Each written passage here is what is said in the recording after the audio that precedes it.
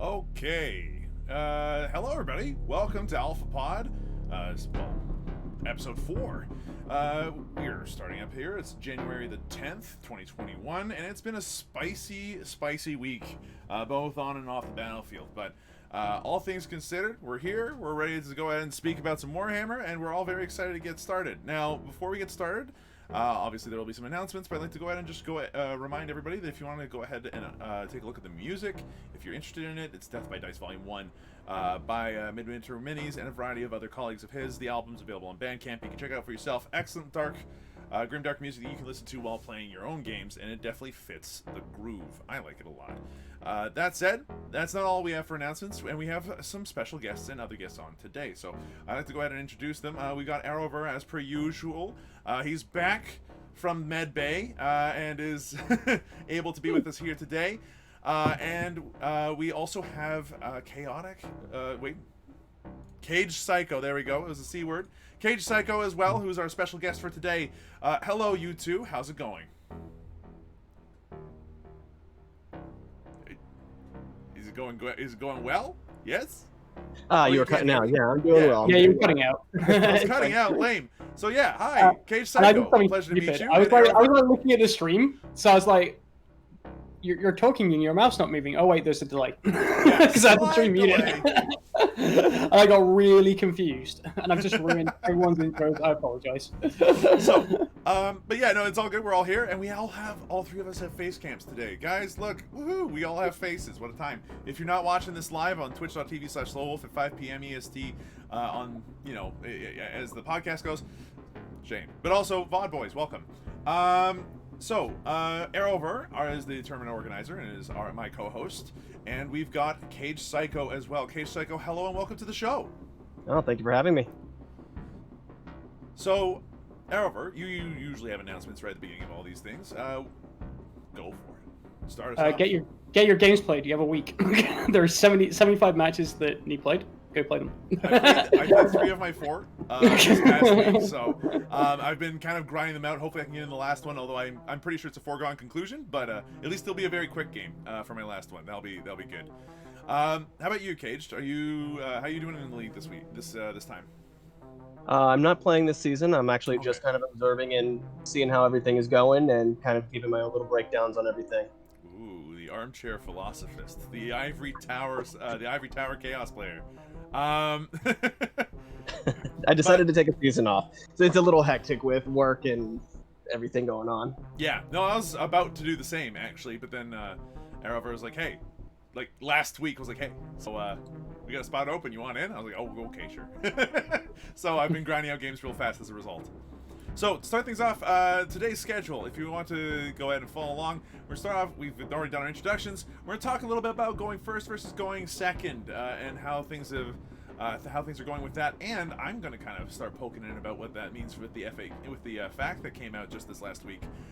That's going to change things. Then we're going to talk to CagedPsycho for a little bit, get to know him a bit more, and then see what's going on with Chaos, where their win rates, how they're doing competitive, and how they could do better, how they're doing worse, and whether or not certain changes will affect them in big ways.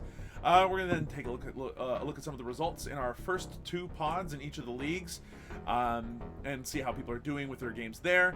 Talk about a Q&A, then go over some lists that I asked for you folks over on Alpha Chat.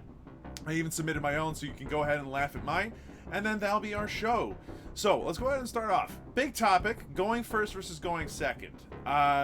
Anybody that's been playing 9th edition has been hearing about first turn advantage, and it's a big enough issue that Goonhammer actually mathed it to shit. I think is the best way of putting it. They went into it with a calculator, they dug into it, and they tried to see if there's a significant advantage or disadvantage for going first or second. And they did find one. First, if you're going first, on average, that means you tend to win 60% of your games over everybody else. So like it does give you a 10% win advantage over the 50-50 that you'd expect out of a completely balanced game. It's worth mentioning that there's always going to be discrepancy, but it is a very interesting one, and I'd like to go ahead and start us off with, first off, why do we think that happens in 9th edition? Right, so there's 2 reasons for this. Like, going first, even though like your enemy can like basically deploy everything like LOS, and you're probably not going to get like much shooting off. But what it does give you like a big advantage for is moving on to objectives, getting up defensive buffs, such as defensive spells, possibly like defensive stratagems as well. Yep. Positioning with characters for defensive auras as well is a really, really key thing. And it also then forces your opponent turn 1 to try to remove those units, or you're scoring more on the primary on your turn 2. So they might be looking at like your big threat targets, wanting to like bring those down, but all of a sudden they've got to put shots into, say, an intercessor squad or whatever, that's like, or something that's like moved up like mid-board like really fast and got that like that mid-board sort of board control, and probably an objective, because a lot of the missions have like a central objective to them as well. Yeah, and even the ones that don't usually have like a lot of traffic that needs to go through the middle to be able to have greater access to the rest of the map anyway. Like the Vital Intelligence mission has effectively 4 in a diagonal line across the middle, and then 1 objective in each player's deployment zone. Having access to the center in that map is still super important, because that allows you direct access to the 2 closest objectives to it. And if you can influence who's got those 2 objectives, then that's already a big win too. And the other thing as well is deep strike denial. So if you go second, that means that like turn 2 they get to put their deep strikes in, which, because you haven't scored your primary because you've not hit your command phase yet, they can get a really, really effective shooting, possibly charges off onto units that you have on objectives and such like that. Whereas if you're going first, you've already scored your turn 2 primary in your command phase, like the top of turn 2. And then their deep strikes come down and are not going to be like anywhere near as effective as what they potentially could have been. And it also means that you can then screen out like areas of the map as well that you want to do on turn 2. So I think that's the 2 big sort of like things with like going first right now. What do you think, Psycho? Like, is there anything in particular you think that is also an important factor with going first and second in 9th edition as it stands? I mean, I think with the fact coming out explaining the changes that they're going, that puts a whole lot of value into kind of explaining, if you're going second when you get to that final battle round, you're missing out on a whole lot of opportunities to get points if you're scoring a lot of your objective victory points in the command phase. Like, what's the point of playing out the rest of your turn? Yeah, like one of the things that people have said is that your turn's already kind of decided for you, and there's not much you can really do to yeah. And I forget who said it, but it's like playing 4 turns if you're going second rather than 5 because of the way that it's scored. This is in direct contrast to how it used to work in the old ITC format, which is now ancient history, really. But we did like, apparently GW's been paying attention with the fact they've actually changed how things work in terms of scoring for the last round if you're going second. And that does change things pretty substantially, specifically for scoring if your guys are still alive. They've changed it such that if you're going second, you don't score your primary points until the end of your last turn. And that does make pretty vital change, I think. What do you think about it? Like, Psycho, what do you think? Does that make a huge change as I think it does? Or is that just it's like, oh, this will work sometimes? But I mean, looking at a lot of the scores, I feel like there aren't too many close games, but I feel like it's also going to change the approach that players take. Is instead, like, people are going second, they're going to be thinking more in depth of what can I do in my last turn, rather than, well, I got to figure out everything that I need to by turn 4. So I think that is going to change the approach for the second turn players. Yeah. Erover? Yeah, I mean, I've not looked like massively, like hugely at the FAQ changes, because with Alpha, they're not affecting like this season of Alpha. They're not in effect yet. They'll be in effect for season 7. Gonna say, like, as a counterpoint to like winning the roll off and going like second, like, when do you want to do that? Even though the statistics kind of like suggest that you like never ever should do that, and it's a really bad idea. I don't know. I still had success with armies that I played, like going second, and that's me specifically choosing to go second. And that's when like if I'm running like loads of spawn, for example. Yeah. Like if they're running something like I don't know, say Dark Angels, with all their Terminators that they want to just like get to the center of the board. I know that there's no turn 1 threat of those charging me at all. They just haven't got the movement. This is, of course, if they're starting on the board and not deep striking them, which I've seen people do. But I know that I can then get like especially on like a Dawn of War deployment or the 9-inch circle in the middle. I always forget the name of that one. But I know that I can get a turn 1 charge off and cause a lot of damage. Mm-hmm. So that there can be like, and you just got to think like matchup sometimes, as opposed to it is the right choice because it's got a higher win rate, you know. So like what you're against has to come down to it. But because it's like 9th edition's a lot less sort of like kill dependent. Like, you know, killing stuff doesn't really gain you much like it did in 8th edition. So well, there's no primary objective for it. Because like in ITC, there was a kill 1, kill more point. Exactly. Exactly the same as hold 1, hold more. Whereas now all your kill objectives are based off of your secondaries. So you shouldn't really go like, I can't see any of my enemy's army. There's no point in me going first. You know, because like with like big LOS runs, you're probably not going to be able to see a whole lot of stuff that you want to target. But it's fine because you've got the objectives at that point.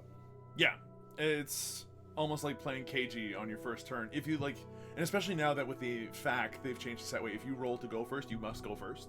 If you've rolled higher, that's you have no choice. Yeah. So like that removes some what they said analysis paralysis is the way that they described it. But in particular, it does force some interesting tactical decisions at that point, and it enforces how powerful redeploys can be. So Ultramarines, Eldar of all shapes and sizes. Necron armies with the Deceiver, anything that allows you to redeploy suddenly becomes very powerful. 1,000 Suns, yep. And anything that can null deploy, like it's like, okay, these guys are right in the corner, but I've got Dark Matter Crystal or Veil of Darkness or some ability to redeploy, you know, wherever I want around the map. It's like, that could be in the back of the map, but it's effectively like putting in reserves. That stuff becomes incredibly powerful with the way that this works now. And going second seems really tempting against certain armies, like you said, because they're hiding behind line of sight. And in my case, for instance, playing Tau, sometimes you just don't have a line of sight. But you still go first as Tau. Yeah. Because... going first against Tau, you got it. If you got the chance there, take it, because they're so fast. You know, that's like same like Harlequins as well. Like, you know, those are matchups where you want to be going first because they're so quick. You know, you'd rather take like 1 turn of hard punishment rather than 2 turns of hard punishment. Yeah, and Harlequins are probably going to do really well regardless of whether or not they go first or second, so give yourself your best chance. It's usually how that one works. Mind you, now you don't have the option. You've got your best chance or you don't based off the dice roll. But that's for Season 7. For Season 6, we're currently stuck in the current...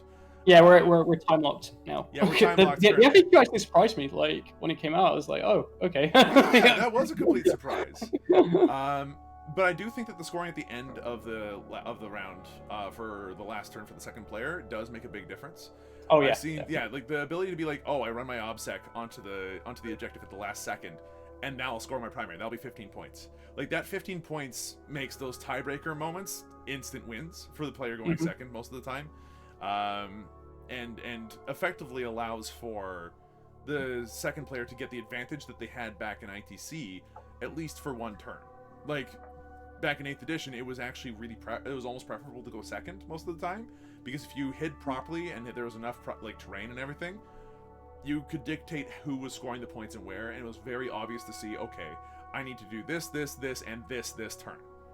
It makes those armies that used to do like the big like turn 5 plays, like back in like 8th edition, more viable. I'm looking at Genestealer Cult, for example. Yeah. Like they used to sort of power up like turn 4, turn 5, and it was just like holding the board for them, and just outlasting, and then just like, you know, scoring big like those 2 turns. Yeah, the later game armies, the kinds that like to like last until the end of the game to do that stuff. Old Tau did that, but like Eldar or anything reactive works really well with that too. I'm not sure about Chaos. Again, I'm a baby when it comes to Chaoses. We'll find out. The only Chaos I know is what do you think the changes mean for Chaos, like with the FAQ? As far as the go first and go second? Yeah. I feel like it's going to be beneficial because a lot of Chaos is trying to get across the board, slow movement, melee kind of stuff. So I feel like being able to focus their fire and then still being able to move at the end of the turn to get being able to move and then get your command points. not command points, victory points. You know what I mean? Yeah. And I guess depending, like some chaos won't change, right? Like demons, Yeah. they zerg. They're gonna score all the points early, no matter what. That's their game plan. Oh, Whether they go first or especially second. Slanesh. Yeah, especially with Slanesh. But you've got Nurgle or whatever that's like, okay, we'll infest the board. We might last till turn 5. It almost doesn't matter because they have such a great early game. I think that in particular where this matters is it's going to matter for Death Guard once they get their new codex, and it's going to matter for Chaos Space Marines now and once they get their new codex, depending on what kind of options they have available to them. Yeah. Would that be an incorrect statement, or does that sound ignorant to you? No, I think it's pretty accurate. Yes, accuracy. We try here. So going first or going second, look, it's obviously a big deal. Yeah. But have there been times where you two have played going second and it's like, oh, this worked out just fine? I mean, it depends on who I'm going against, really. Yeah, I know. I was going to say, yeah, it really does depend on matchup. Because I play Death Guard, it's like turn 1 tends to just be like they just tickle me a bit because of all like, well, not anymore, but because like disgusting resilient and like 4 pinballs all over the place. So Yeah, you know, I mean, my Tau still doesn't like your army. You're surviving my Riptide easily now, but yeah, I understand. I get it. It's one of those armies that I would also be very sad to go first against, to be fair. Which is again weird because Tau going second lose, I think like 20% of the time or something extremely low. So no, that can't be the right number, but I know it's really, really low. And even winning is like 40-something% going first. So, so there's definitely the ability to be flexible there.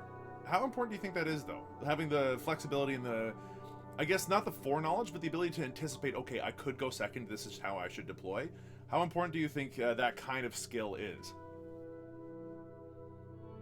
I think it's really important. Like, definitely. Like, you gotta know like your opponent's army, know your enemy. Like, you know, you gotta know like what they're gonna get going first, as to opposed to you, like going first. And it does, even though statistics are very black and white, there's no area of gray in them at all, which is why you should. I mean, obviously the numbers don't lie, but at times you do have to take them with a pinch of salt and actually like look like more in depth. So more experienced players gonna know like what to do.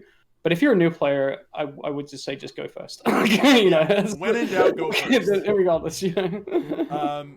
But when it comes to deployment, you like don't know who's gone first yet. Like you have no idea. And in those situations, I've found so far that it's been really good to just overall be safe with your deployment. If your opponent has a lot of melee, deploy further back. If your opponent relies on a lot of guns, deploy behind your line of sight obscuring terrain. Most of the time, like you can go super aggro and try to get that first turn, like, yeah, I zerged him, but if that roll goes against you, it costs you big time, which happened to my opponent today, actually, sadly. So yeah, it's a huge risk, and I think that maybe part, like for me, part of like doing well in a tournament setting or doing consistently, which is I think the more important thing. Like as long as you're consistent and you do like you get better every time, that's the big stuff. As long as you're consistently surviving first turn and consistently able to play your game, that's good. But if you start playing really risky gambits, like putting everything on the front line and hoping you go first, that's not going to work in a tournament setting where you're playing 4 rounds. You're on average going to go second at least twice. Which in those 2 games, you're setting yourself up for a really big amount of hurt. So yeah, deploy safe, go first, and also like Arover said, know your army. Make sure that you're deploying intelligently against that army too. How important do you think the number of drops is? Like now that we've gone from 8th edition, where back then, near the end of it anyway, you had to deploy your whole army, then your opponent deployed their whole army, and then you rolled off. Now it's I go, you go, right? One unit. And there's no null deploys by saying I put in reserve. Everybody declares all their reserves up front. So how important is it to manipulate the number of drops, do you think? Since you're both playing Chaos, I guess this question goes out to both of you. But Psycho, when you are deploying your army, do you think that it's important to have lots of numbers of drops so that we can deploy your best units last after you know where all your opponents are? Or do you just play your game, not care, and get your stuff where it needs to be? I mean, it's definitely important to know what you're doing and making sure that your biggest threats across the board aren't going to be within range of something that you want to make sure is succeeding. Like I'm going to make sure that my Lord Discordants aren't being set up before whatever their big shooter guns are. Yeah. So you want to make sure that those things are getting last. But I mean, I play a lot of Demon Engine, so I play a lot smaller numbers. Mm-hmm. But making sure that for me, it's whatever I want them to target. I kind of want to put out there first and play around that and kind of like decoy them into shooting something that I don't really so much care about. Like Yeah. for me, the Defilers, putting the Defiler out there, putting the Helldrake, the big scary Helldrake that everybody sees that, they're like, oh crap, I gotta deal with that thing. Meanwhile, that's more of just I'm going to tie up some guys and kind of waste some time and get you distracted while I have my double Discordance running up the board with the Defiler. Yeah. Helldrakes in particular are nasty because at least I feel that they are, because of how fast they are. They don't do damage, but what they do is like by tying stuff up and becoming a gigantic roadblock. They're super annoying. They stop you from being able to move on whatever flank that the Helldrake has managed to move into. And especially if you can make them super durable, they are a pain. At toughness 7 with a 5-up invuln and 14 wounds, that's actually not bad. It takes forever to take them out. Yeah, it's a very good defensive profile, and if you don't kill it, it gets a wound back every turn. Like, it's not bad. And they're relatively cheap. They're like, what, 130 points for this thing that effectively just says, I move block this half of your army? As long as it lives, anyway. Another benefit to them, if I think it's Alpha Legion that has you make a vehicle explode at will stratagem. You can use them as bomb. You charge that right into a big mass right across the table turn 1. Mm-hmm. And then if they do decide to focus fire that, boom. Yeah, like Admech style. Anyway. In their face. Yeah. And then there's Night Lords too, with their ability to turn off auras, which are important. If anybody techs into Night Lords and they have a Helldrake, it's like, oh, your Apothecary's not doing anything now. Have fun with that. Like, it'll res a guy, but no 6-up feel no pain, no healing people. You know, it still is a pain in the butt.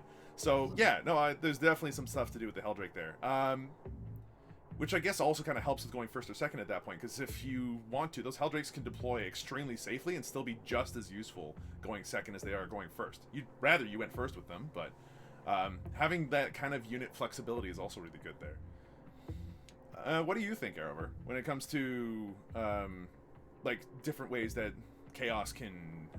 Oh, I asked the question to the Psycho and I completely messed up with it. It's alright, no, I remember. Okay, cool. Yeah, so for me, like, personally with Death Guard, it's kind of obvious, like, how I'm deploying, because I'm not reliant on so many ores from characters. So there's no, like, hiding or being subtle about it or trying to trick people into, like, what I'm doing, because they know that I need, like, my Demon Prince here with Ironclad Furnace. They know I need, like, my Chaos Lord here with like Arch Contaminator. They know I need my Demon's Toll here to give these guys like 5-up invul, etc. So there's no real subtlety with Death Guard deployment at all. There's no like finesse to it. Like you're probably just putting your like Poxwalkers, Plague Marines on like your 2 back objectives, and then you're probably like deploying everything as forward as you can because you want to get up the board with everything. You want your Blight Haulers getting into like meta range. You want your spawn getting into combat like as quickly as possible as well.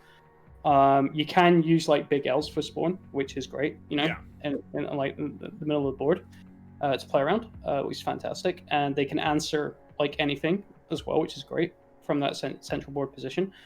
So I've not really played around too much with like massed amounts of drops to try and like use like my big like alpha units deployed last, like more sort of like smartly. That seems like a more imperial thing to do anyway. It might be something worth looking at with the new codex, maybe. I don't know, like mass Poxwalkers, perhaps. Yeah. If Poxwalkers and cultists get what they need, then you can actually have some.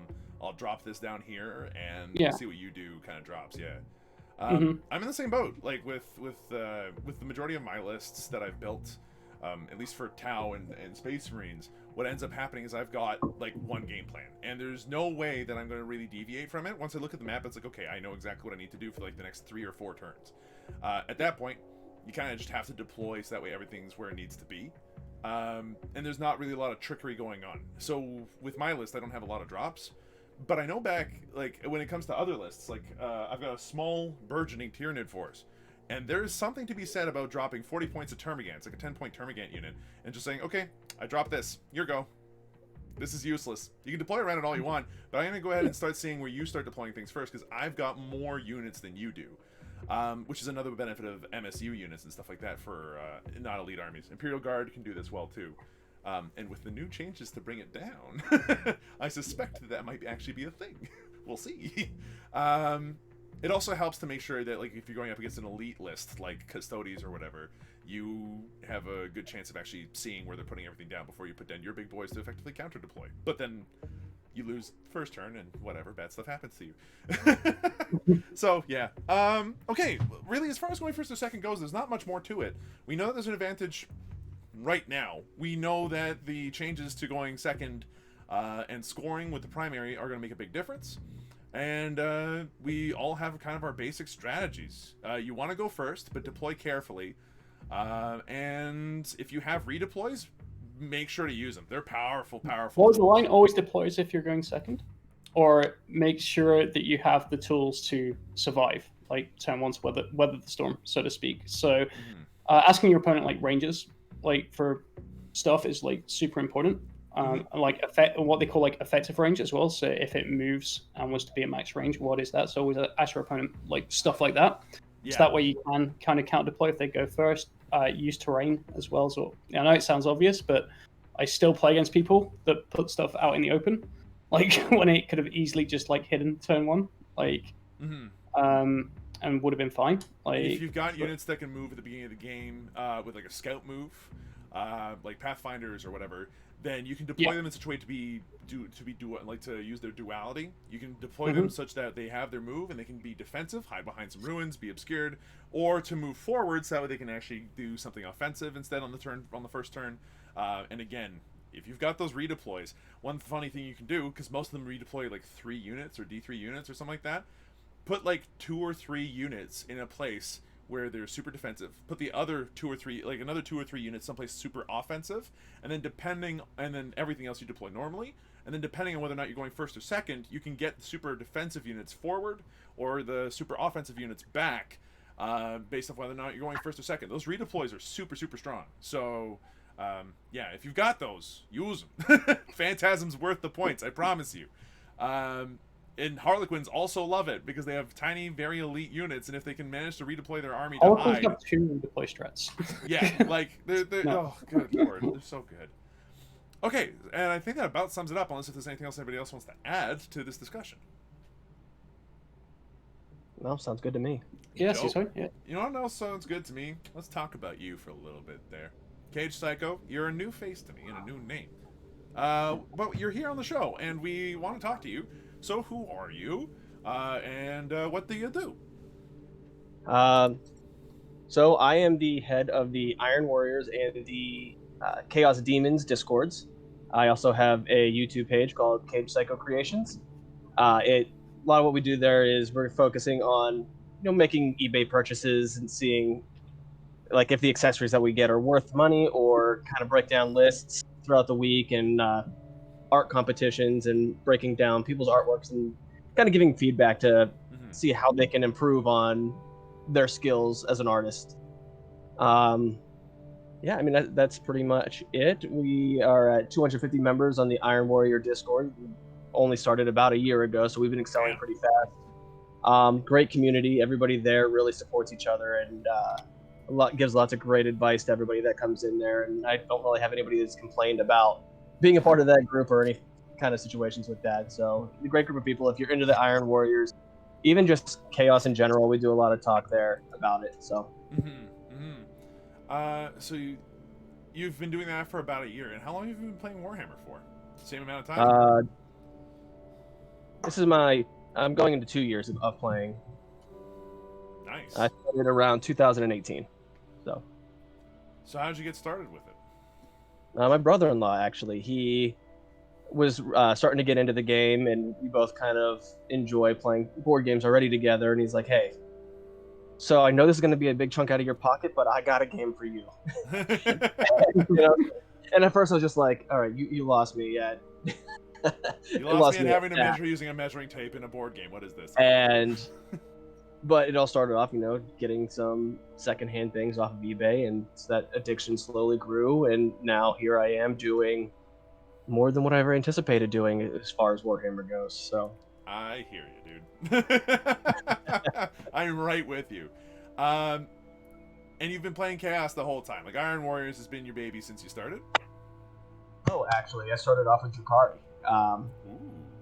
However, Drukhari was kind of like in a weird place where it wasn't as successful, and I'm hoping that changes with the new codex coming out within the next 2 months. But I've always had an interest in the demon aspect and the chaos aspect, and so I slowly made my conversion over and fell in love with Tzeentch and that Lord of Change. My buddy's the same way. He picked up Thousand Suns though. He went full Dusty. Instead you decided to side with the Iron Warriors. I guess specifically because of the demon engines and their ability to interact with them. Not quite sure. I actually started with the Word Bearers, so I thought Word Bearers and Iron Warriors is something I go back and forth between. But I love the Legion trait of the Iron Warriors because a lot of who I was playing against had a lot of benefit from the cover. Yeah. So I was like, all right, Iron Warriors, you negate a lot of cover with all that. I'm going to give that a try against them. And then from there, I kind of just started to evolve in the knowledge of the demon engines and how effective they can really be and how strong they all run together. Yeah, I admit I've been impressed with them lately, but let's go ahead and get you to talk instead of me because I've been doing a lot already. So when it comes to Chaos, I do know that the word on the street is that Chaos is in a weird situation. You can't really do mono Marines in any way, shape, or form without needing like a demon's detachment full of Nurglings or like access to souping for like Big Bird or whatever. It seems as if the faction itself is relying on its wider, I guess, like super faction abilities rather than on just being the edgy Space Marines or the metal Space Marines, depending on how you want to look at it. Where do you feel Chaos is right now, at least in the meta that you've been a part of and that you've seen? I mean, I feel like the excel of the demons being such a big part of Chaos Army. I mean, looking at the numbers of just this Alpha League that we have going on right now, Chaos Space Marines with demon support is at a win rate of 57%. Whereas if you're running just mono Chaos Space Marines or mono demons, you're looking at 18% and 44% respectively. So I feel like demons have their own niche that they feel. The CSM have their own niche, and putting them together, now you're covering such a strong area that the other one is missing. It's like when you're running CSM, you have a lot of firepower and guns, whereas if you're running demons, you have a lot more of the melee heavy. So I feel like running those together has such a great synergy right now, especially with demon engines and being able to fight to shoot while in melee. I feel like that has proved a huge benefit for them. Mm-hmm. And then your demons are able to buff your Chaos Space Marine demon engines.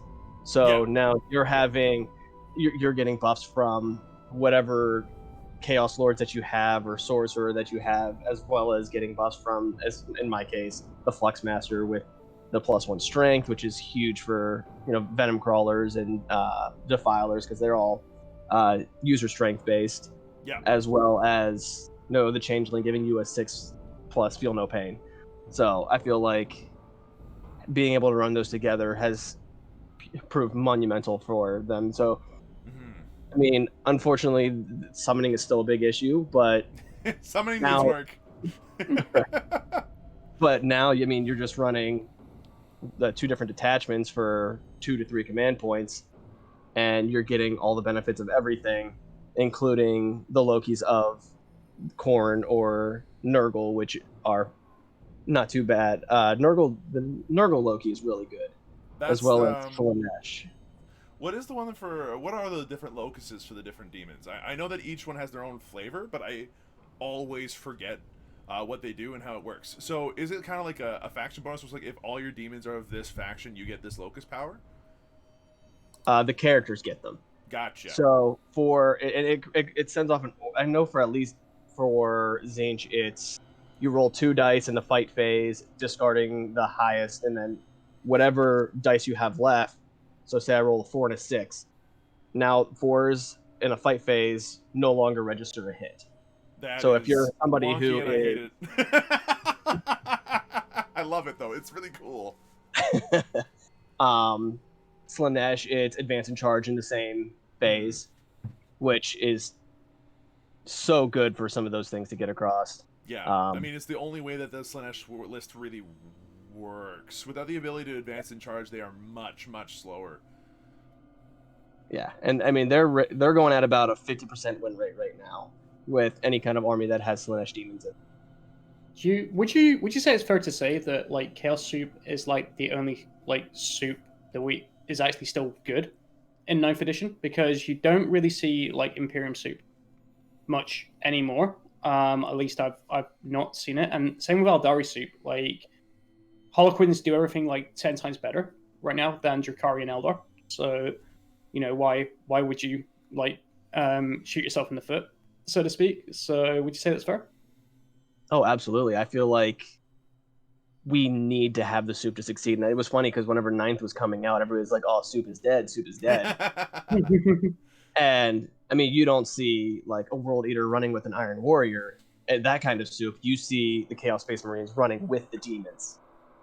And for demons suffering so bad throughout 8th and you're not really seeing a whole lot of demon armies, it's so cool to be able to see demons kind of putting their face back on the table. Mm-hmm. Yeah, Definitely. It's almost like Engine War did a lot of good for them or something, and the way that the mission works now actually plays to their favor. Specifically Nurglings, but it plays to their favor. Oh, Those units. Now, they did get a little nerf in the fact, which again, does not apply to this season. Don't start telling your opponent that it does. You're a liar if you do. But they did give a clarification on how Nurglings work. You can't during the psychic phase, they don't get their disgustingly resilient, because those don't count as damage 1 weapons attacks. And in addition, they now cost a few more points in the fact. How big of a nerf do you think that one unit getting docked a little bit? How big of a nerf is that to Chaos Soup in general, do you think? I mean, I'm sure I'm still going to see them. The fact that they can start up the board, they're great at clogging up lanes, so you can focus wherever you want your other guys to go or where you want the enemy to go. So I think in that retrospect in itself, you're going to still see them out there a lot. Mm-hmm. Yeah, I would agree with that. That makes sense. Now, back in 8th edition, there were a variety of other lists. There's actually a huge variety of lists, and all of them revolved around an incredible number of different synergies. You had access to the possessed bomb lists with access to Alpha Legion or Word Bearers, or like all variety of different like spices. It kind of depended on what you wanted to play. There was the Lord of Skulls list, which was a gatekeeper list, but a very strong one, I found. You had access to Thousand Suns and Magnus starting to like do their own thing with demons still backing them up and like working despite the fact that Space Marines were bananas and bonkers, and it still worked fine.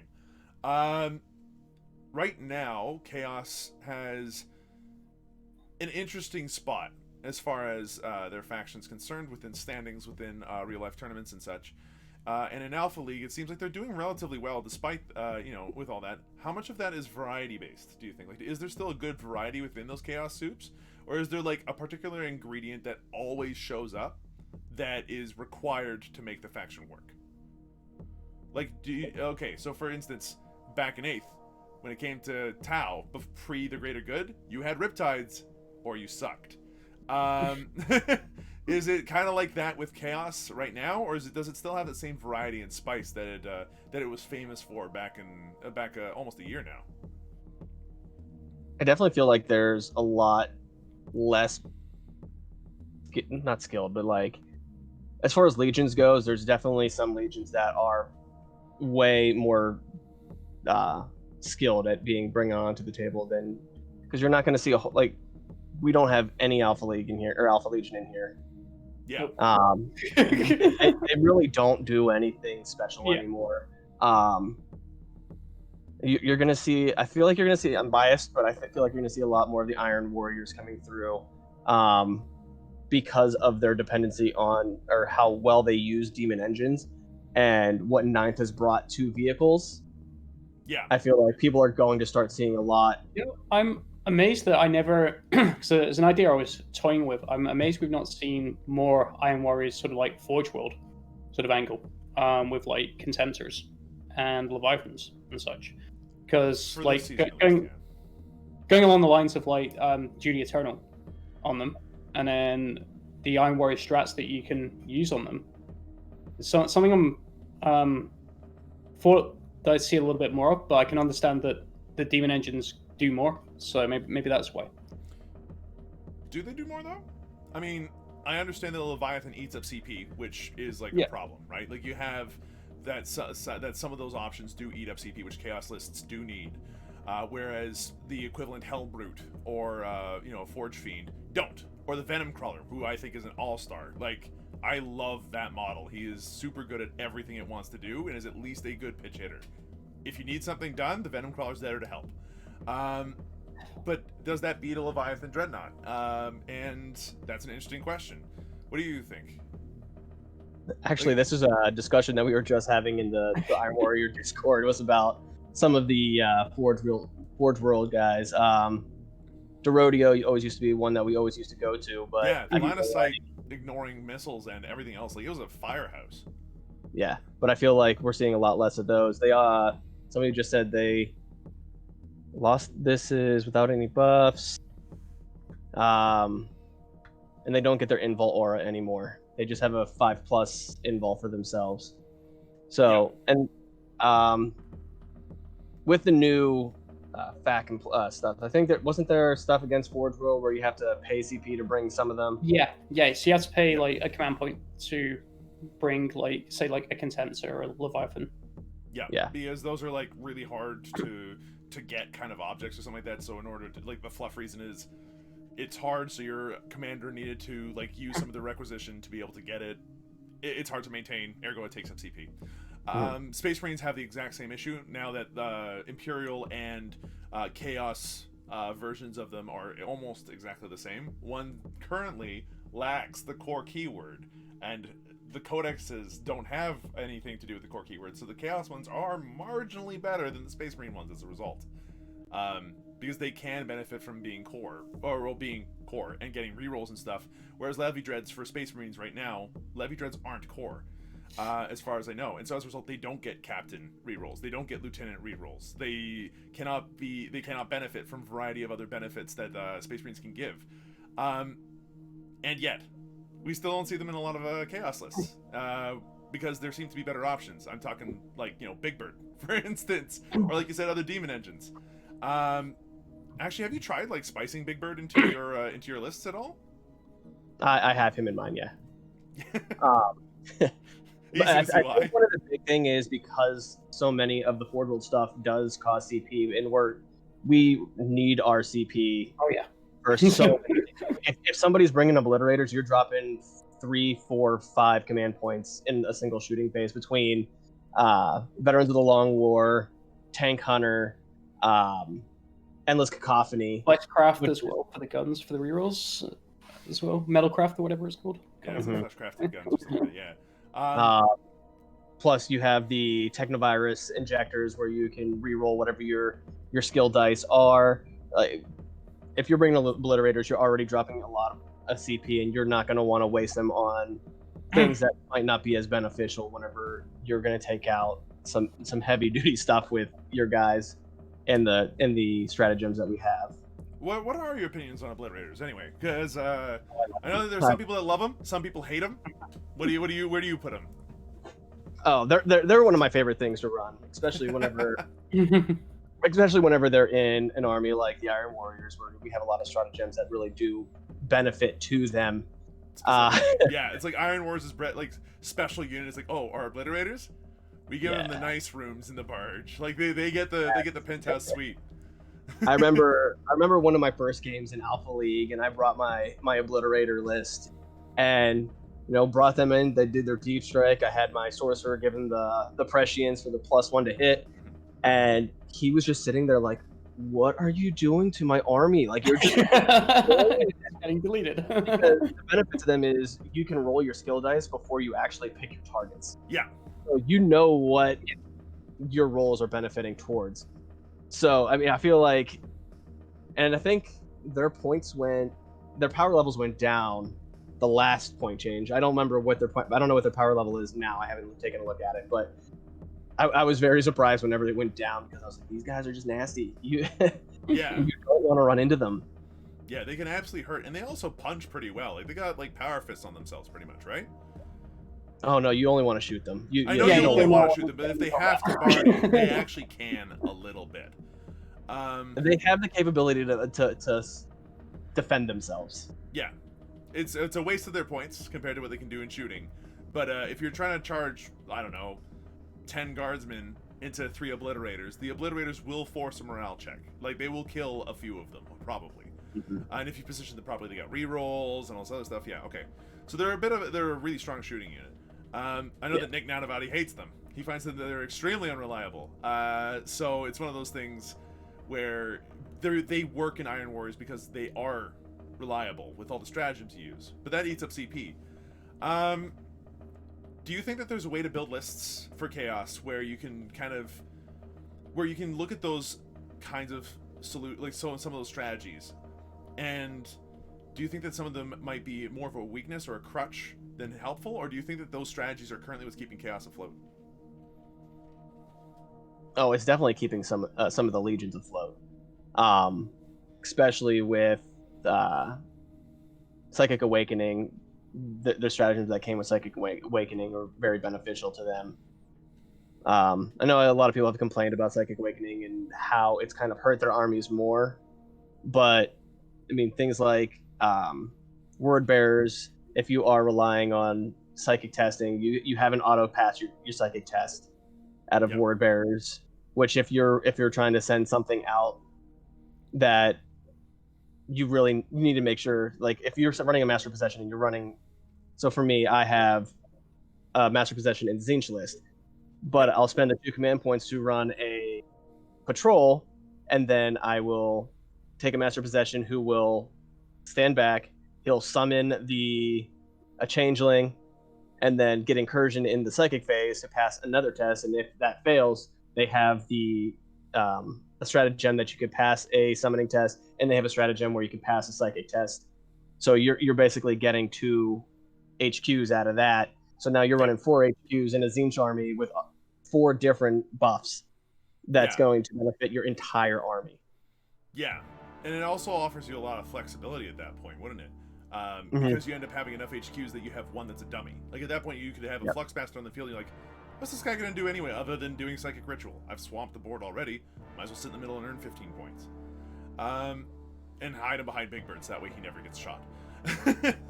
They're amazing if you run them right with Flamers. Flamers have been coming through big, I feel like.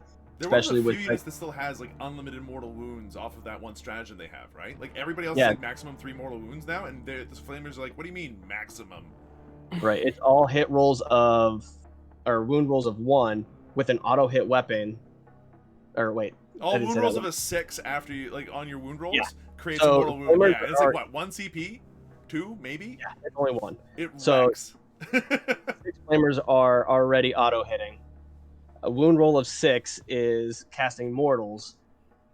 Plus, if you're running them with a Flex Master with the +1 strength, they're good. They're good now. I like them. I accidentally left a blob of 20 warriors within range of Flamers. They were gone. Like it was like watching Plasma Inceptors drop down. I'm like, oh, I didn't realize that was possible. Oops. So that actually now begs another question. We've had some codexes pop out, and they're not yours. None of them are. How's that changed how your game works? I mean, first off, shame. But also, not enough 2 wound models. Also shame. But like you have a meta now where you've got brand new Necrons stomping all over the field. All these different varieties and spices and flavors of Marines. When it comes to dealing with all these new threats, Chaos has a lot of tools, but has it had the tools you need to be able to deal with them? And if not, or like at the very least, which factions so far have been giving you the most trouble, and how have you been dealing with those problematic moments? So, like, if you're up against Necrons or whatever, is there anything new that they bring to the table? You're like, oh, that's a problem, and then how do you deal with it? Or has nothing like that happened? Chaos is just chaos, and chaos does what chaos does. For a little while, there's Space Wolves were giving me quite a headache, but I think they fixed them up a little bit so they're not as much of a pain. Yeah. I mean, according to our last week's guest, Space Wolves are at the bottom of the Space Marine barrel. Mind you, it's a barrel that's on top of a lot of other barrels, but it is still very much like not the best Space Marine faction. Not the worst. Blood Angels are so good right now. Yeah, he didn't think so, actually. Really? Yeah, it was an interesting discussion. We had all kinds of talks. And then the episode before that, we had Trevi, who thought that Thunderwolf Cavalry was actually trash, and you should literally put anything. Yeah, pin it. So like, it's been a really cool series of podcasts because we've gotten all kinds of hot takes. I'm waiting for the hot take over here. It's been like that every week. Yeah, no, I agree. Blood Angels are fantastic right now. But you said that Space Wolves don't bother you as much. What was it about Space Wolves that bothered you initially before their supplement came out, like during the index period? Their storm shields. Was that it? Yeah. Just the storm shields were the issue, eh? Oh, I unloaded an entire 2 rounds of obliterators, and they did not put in a dent into a full set of the shields. Right. But now that they've changed it so they only get a 4-up invuln with a +1, it's different. Yeah.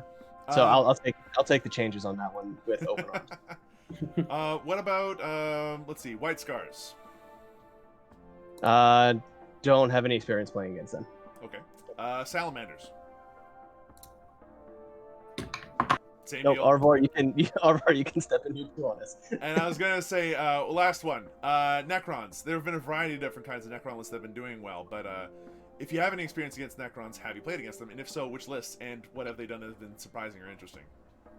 The only Necron list that I played against is somebody within our friend group, and she kind of just started the game, so I mean, she beat our, I think, Ultramarines list the first time she played, like the first time ever she beat the Ultramarines. So, we got a regular Beth Harmon in this one. Yeah, saying that. Well, I mean, congratulations. That's awesome. But okay. So like high and vulnerable saves. That actually brings up a question. Custodes, they still have 3-up invulns. Do you have issues playing against them, or do you actually have ways of dealing with those kinds of small elite super durable armies? Mortals are vital in that.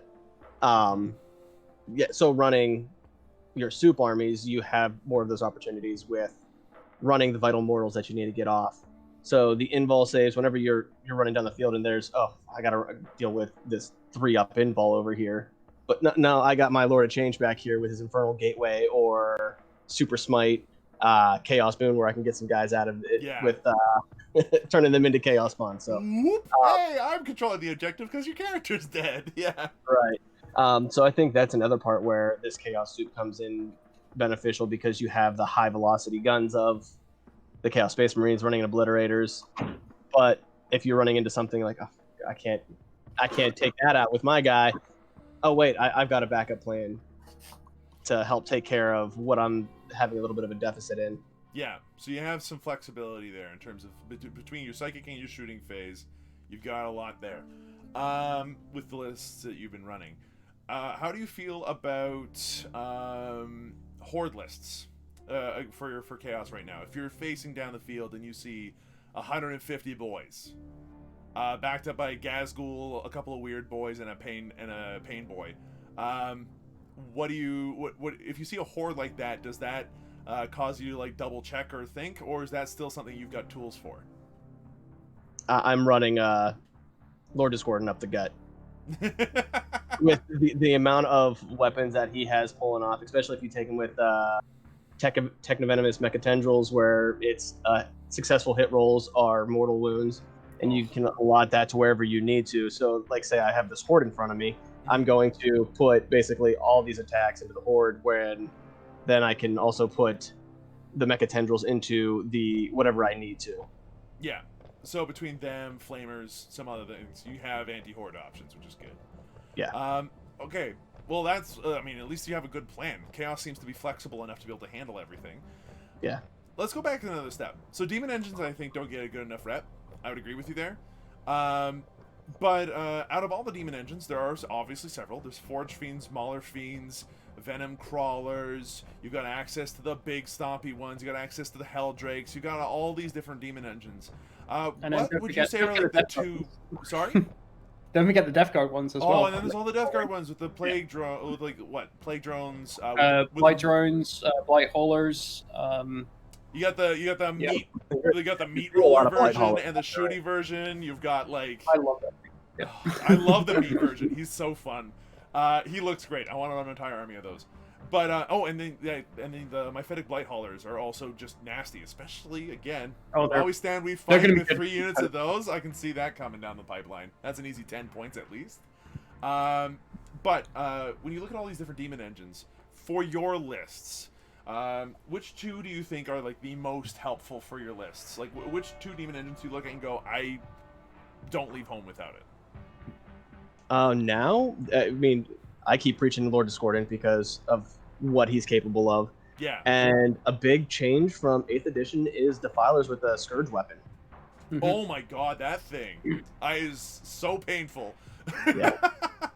It's so many attacks. I love that weapon. It's way too Everybody good. used to give me crap for bringing the Defiler because his shooty is just terrible, but now with the strength that he has in melee and still being able to fire off his guns while he's, trying to rip your head off with his Scourge or claws, he's a nuisance. And they're 14 wounds, right? Defiler's 14 wounds and 14 wounds, heals 1 per turn, has a 5-up invuln that you can boost to a 4-up. Yeah. If he's Zinch, yeah, my buddy plays one.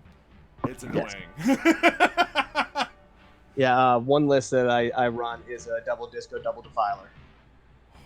Yeah. So, That's nice. yeah, I mean, you have a lot of wounds that they're trying to clink off, but they still have a lot of arsenal behind them. I've always said that Defiler's biggest weakness is its model, though, because the model is like atrocious. Like moving around the board with it, like especially on more of a thing on TTS, like because it's like the death that you are like trying to maneuver around buildings and stuff. It's an absolute nightmare. In real life, though, it's really funny. My buddy just likes to put his changeling hiding in between its arms, so it looks like the changeling's getting a big hug. And as a result, I just can't shoot the changeling until the Defiler dies. It's not possible. So, because he's surrounded by his own model. It's like a Triax Stalker for Necrons, but even dumber. That's pretty great. What about a demon engine that you think just it does not pull its weight? If you look at all the demon engines, you're like, not that one. Which one would you put as your down vote? Probably 4Gs or Mauler Fiends. Really, that's upsetting. I like those boys. Why those? They look really cool. Just for their point value and what they can do, you can get a lot better options out there. Yeah, I like the Mauler Fiend. I think he's pretty cool, but I see your point. Do you think that there's any place for? I mean, I know we already talked about the Imperial Armor Compendium and all the Forge World stuff, but if you look at the Chaos side, they have the Greater Demons, like the Forge World specific Greater Demons, which have interesting play, but aren't as good as the Exalted Demons, from what I've heard. You do have a Leviathan Dreadnought that's like 220 points now, and still puts out a decent amount of DACA. You have all these other options. Do any of them look appealing to you personally, or like the earlier discussion we had about command points? Is that really just such a big deal that you look at that kind of like double storm cannon array, Levy Dread, or the quad las cannon, and you just look at that and you go, it's not even worth it, not even with the -1 damage that they take?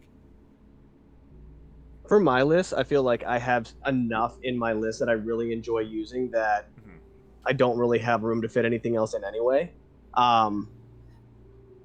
So for me, I haven't even really fancied the idea of bringing a Forge World in whenever.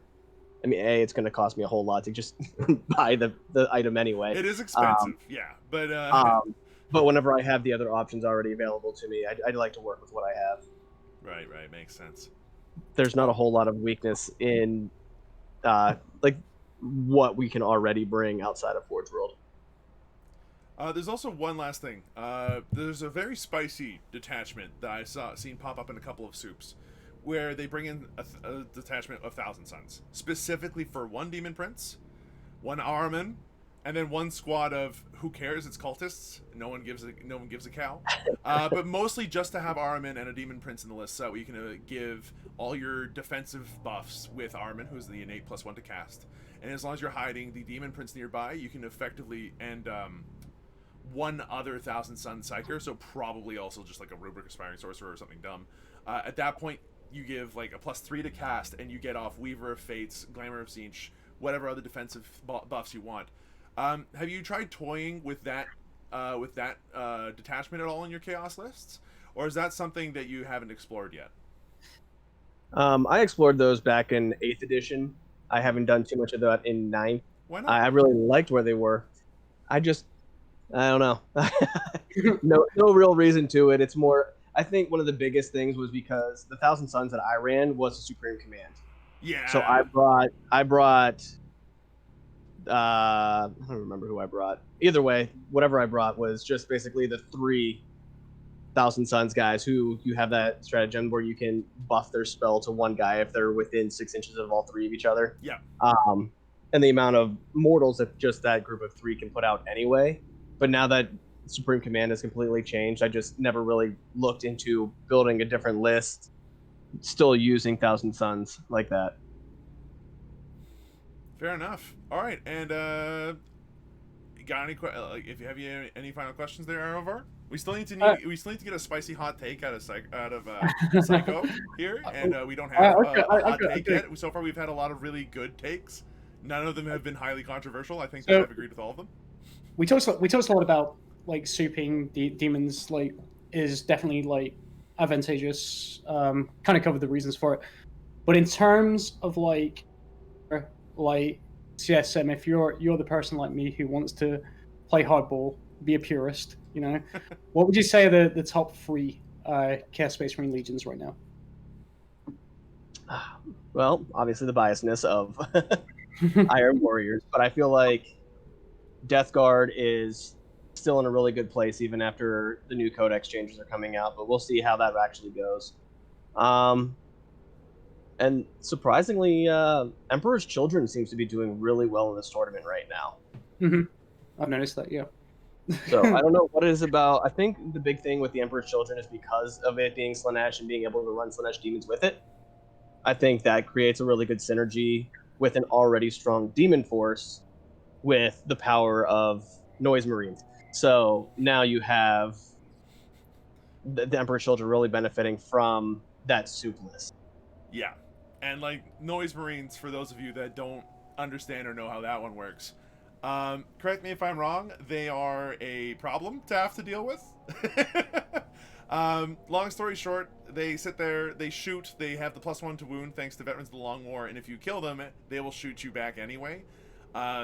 They reap a bloody toll. They are an extremely good unit, if a bit expensive right now, because of the fact that they are still 1 wound for a 20+ point model, if I remember correctly. I went up against them once in a doubles tournament, which was just for fun, but the guy had brought just one big blob of 20 of these suckers, and I was very lucky to go first, is effectively all I need to say about that one. But yeah, they're absolutely brutal. And the fact that they shoot back meant that when I shot them, all the things I had out in the open were immediately murdered. I was younger then. I was more naive. They're really, really good. So yeah. Do they benefit from the loci at all? I don't think they do, but... No, they don't. No. But, so I'm looking at their Legion trait. Units with this trait always fight first in the fight phase, even if they didn't charge. If the enemy has units that have charged or have that similar ability, then alternate choosing units to fight, starting with the player whose turn is taking place. So, yeah, I mean, they're getting still that benefit that Slaanesh armies have with the fight first, especially when you run them with something else that's very melee-oriented. Let's take a look at, remember who, we have 2 lists of Emperor's Children in this tournament right now. Nick Devotion, he is doing very well. He's undefeated. And he is outscoring his opponents 307 to 162. He's finished all of his games. Wow. He was actually one of my hopefuls for this tournament to pull out some big wins. So he's running a Demon Prince, Lord Discordant. So those two being able to fight first. Emperor's Children, Lord Discordant, and something that's already very melee oriented, and they're getting off 5 different weapons and attacks. And then he's following that up with some Noise Marines, and then the Demon Prince is also very good in hand to hand, especially if you want to take one of their demon weapons, which he didn't though in this tournament. Their demon weapons are great choices. It is a neat demon weapon. I do think though that there's if you roll that one, it's really sad. And Malefic Talons on their own, I think, are pretty good. Like I don't think you necessarily need it to be the demon weapon, but that extra D6 attacks, so long as it isn't a 1, is pretty slick. Okay. Yeah, no, that makes a lot of perfect sense. Okay, here, I've got an idea for a hot take question. Since you played Tzeentch, first question, did Magnus do anything wrong? Of course not. Okay. Second question, are Dark Angels your friends? No. Okay. So, that's where we stand. This is the kind of Chaos player we have. That's your personality test. Is there anything else you'd like to add? And do you have, like, a place where people can find you online? Like, YouTube and stuff like that? You can find me on Reddit at the Soccer17, and you can find me on YouTube at CagedPsycho Creations. Ooh, what do you do there? On YouTube? Yeah.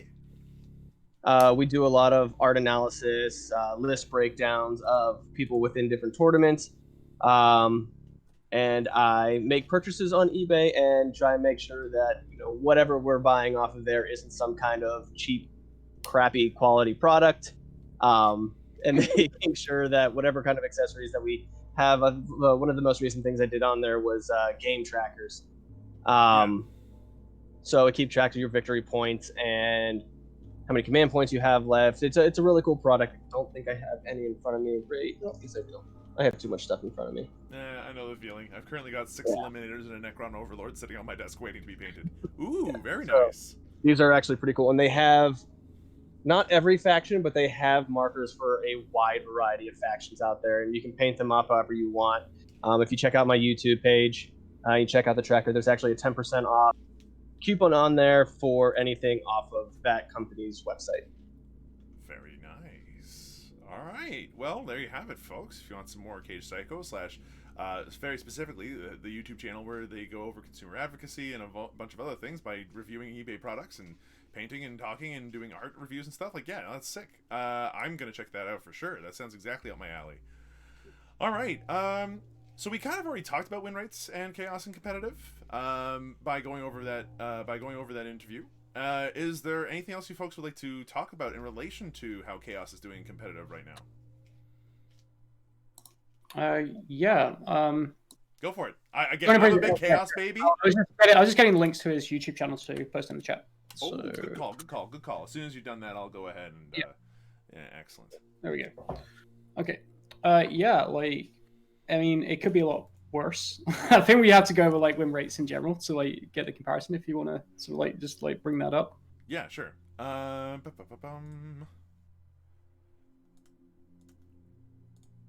we go. Okay. I think I got it. So we take a look at. And I'm looking at comparison here, like compared to like every other sort of like group of factions. So we've got Imperium at 51.77. Sisters doing the work there. I think they're carrying the rest of it. To be quite honest, no surprise there. Those aren't doing badly. They're at least breaking above average. Like they're breaking, they're breaking well, and AdMech are doing well too at 18-9. That's a 2-1 win rate. Yeah, that's really good. Yeah. That's actually better than Sisters. Yeah. Just I hate AdMech, so I wasn't gonna make that comparison. So, but AdMech and Sisters definitely doing work there. We've gone over this in like quite a bit of detail, so we're not going to do it too much today.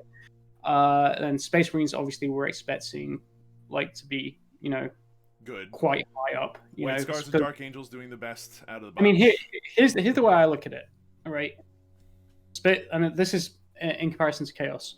Space Marines have had 2 codices come out in the time that CSM has had, like, in effect, like 1.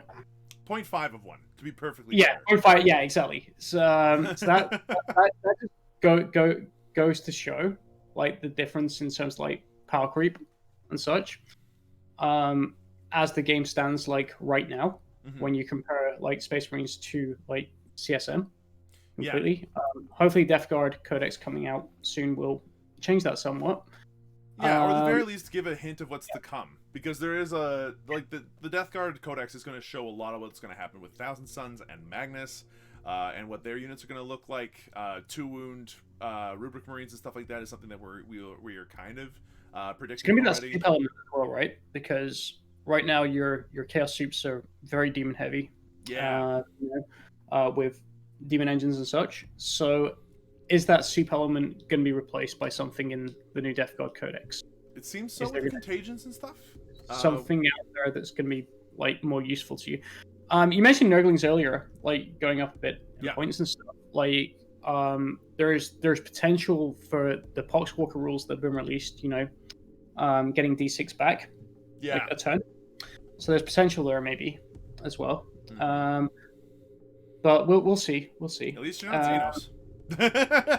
Yeah, at least you're doing better than Xenos. I mean, your basic Chaos Marines are doing, like, your basic Chaos Space Marine lists, just mono Chaos Space Marines are doing worse than Tau are currently. But, like, overall, the faction's doing better than Xenos is. I mean, Yeah, Xenos is in a bad place right now until we Yeah. finally start getting some stuff out. I hope Drukari is going to present a lot of positivity. Eldar have been doing okay. Mostly because Harlequins are at a 67% win rate, but Dark Eldar aren't bad. They're still at a 56% win rate. It seems the people that stuck around with Dark Eldar know what they're doing, and actually know how to play the faction and try their best. I think there's two. Yeah. Which is always a thing with the die-hard players in that faction, is that they do know how to. They tend to know their faction really well inside and out, and that does offer them an advantage.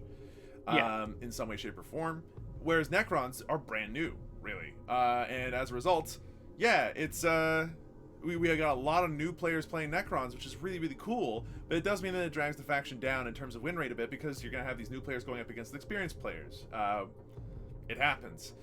There's a lot of Necrons in this tournament. Mm-hmm. Oh yeah, there's loads. And I would have been one had I rolled the dice the other way. It either seems a case of Silent King or bust right now as well. Like, Which is a and I shame. noticed the list that I've got like running Silent King, and there's quite a few of them are doing really well as opposed to the ones that aren't. Yeah, I mean the Silent King. I'm not sure if you guys have seen the Necron Codex, but this Joker literally has a full page of rules. It's always very entertaining to look at this thing. It's insane. Yeah. It's literally an Age of Sigmar entry. I've got a Carriage on Overlord's book. It's I can the show you. Unari 7th edition rule. Yeah, like it's just, oh my god, you do what? You have that many rerolls? What is this? Yeah, no, he's really, really good, and the fact that he works in every list, just by effectively souping him in, and then he gives you a bajillion more CP because he has to be your warlord.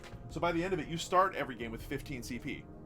Just by having him in your list, and then from there you just spend everything else on whatever you want your flavor of Necrons to be. Which normally OBSEC everything, let's be honest. OBSEC everything. I've seen really good stuff out of Novak. I've seen really good things, or I've toyed with ideas involving, more CP heavy lists using Saltec that aren't super good. Zarekin, which is actually, I think, has a lot of play. But I think, yeah, it's mostly Relentless Expansionists and OBSEC and Novak that seem to be the two things that do the best right now for Necrons. Which is a shame in a way, but at least they have two different kinds of lists that pop up.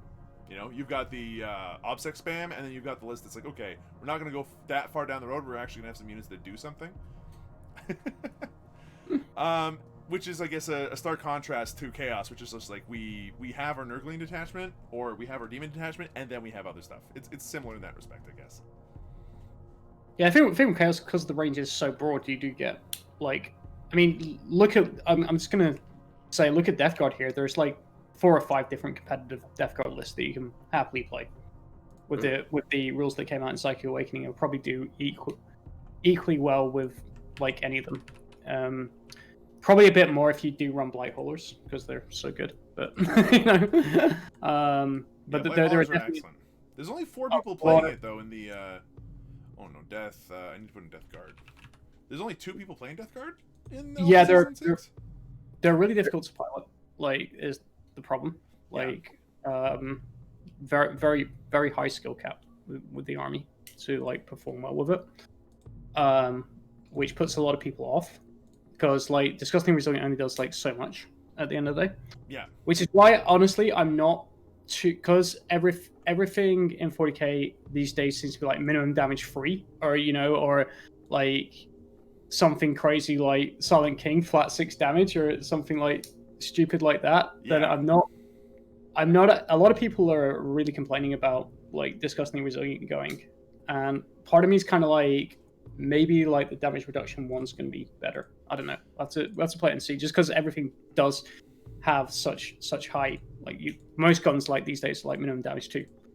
Yeah. So, which combined with the extra wound make them, I think, is honestly just like you get a free Disgustingly Resilient per attack is roughly how that works out. So it's worse against damage 1 weaponry, but if somebody's shooting your Plague Marines with damage 1 weaponry, chances are it's something that's not going to wound you very easily anyway and doesn't have normally very high AP. The high AP damage 1 weapons are rare.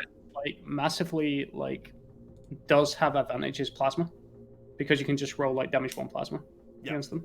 That's true. But at that point, it's like it's damage 1 plasma. It's going to wound on 3s whether or not you've overcharged it. And if they overcharge it, they just have a chance to blow themselves up. Whereas currently, if you overcharge plasma, you have a good chance of killing them. But like, actually, that just works in Disgustingly Resilience's favor.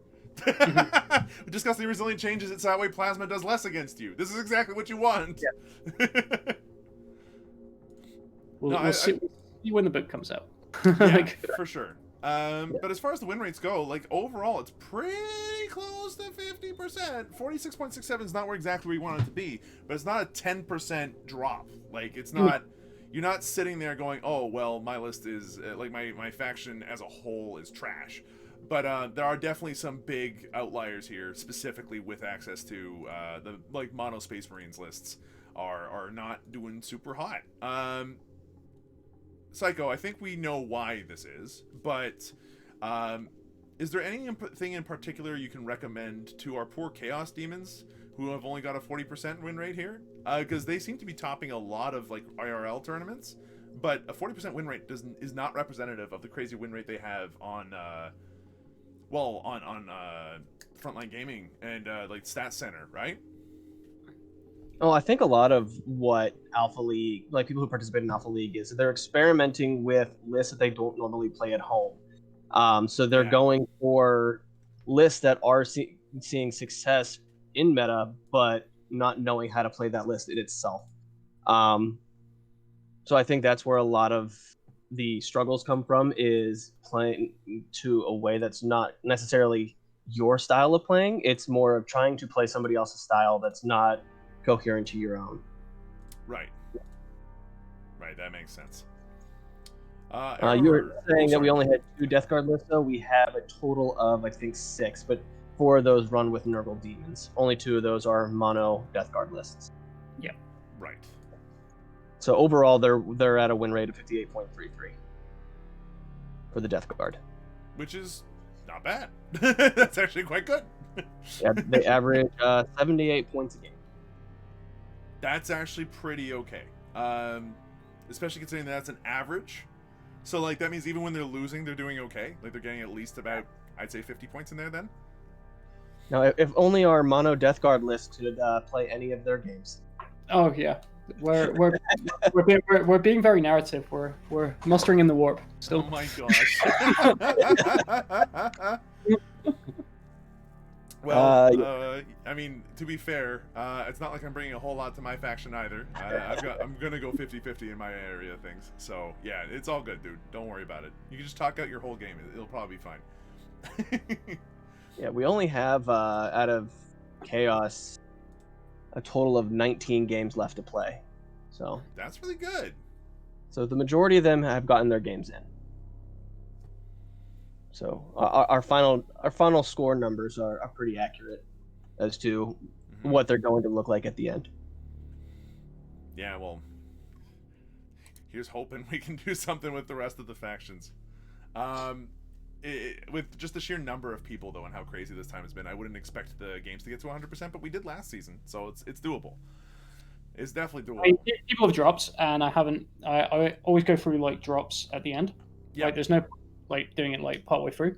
Yeah. So that will probably account for, I'd say, probably about 20 of those games left remaining, maybe a little Okay. bit more. So got that to factor in as well.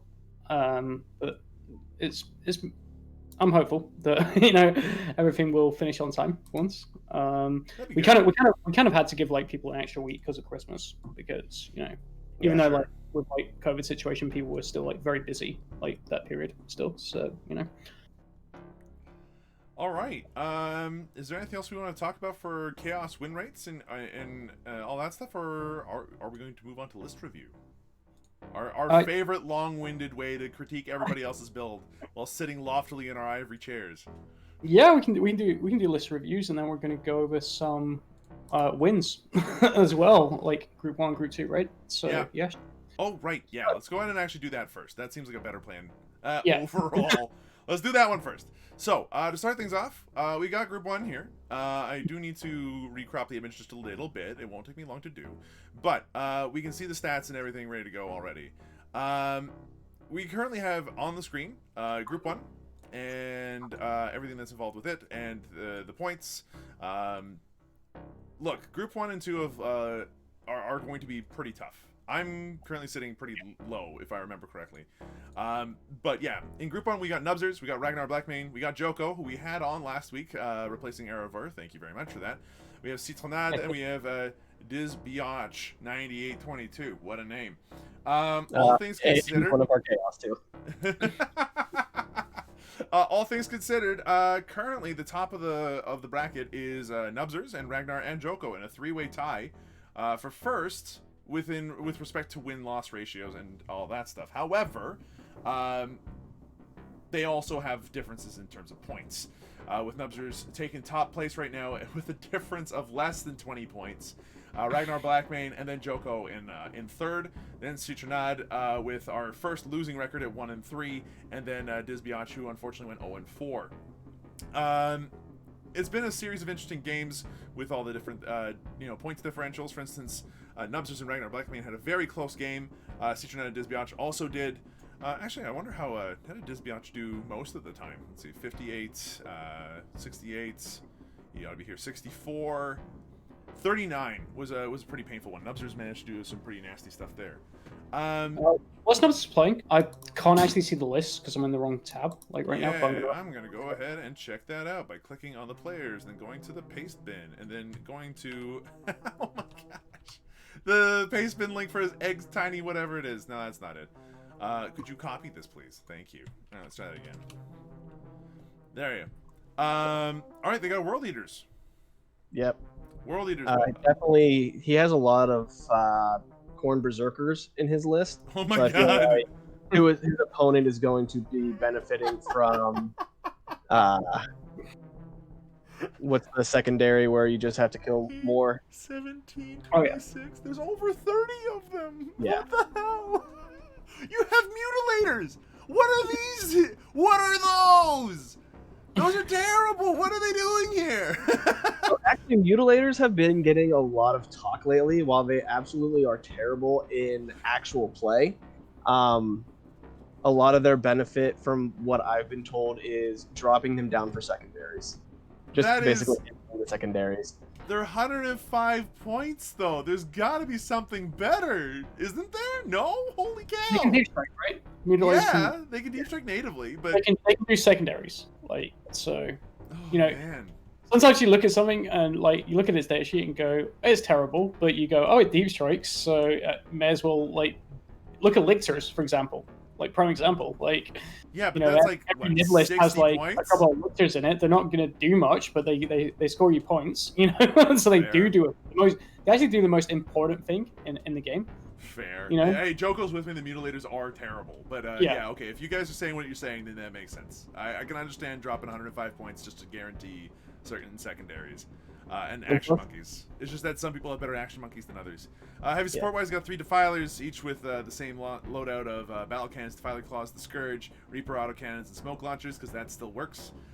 for them the way that it does, and then a bunch of rhinos to help carry all the berserkers all over the place. That's just a whole lot of in-your-face pain right out of the gate with a decent amount of armor to back it up. Thanks, I hate it. I mean, I can't support the Dark Apostle in that list because if your berserkers are all inside the rhinos, you're not getting any benefit from your Dark Apostle in the first place. Yeah, I think the illusory supplication is the -1 to hit, right? What is wrathful entreaty?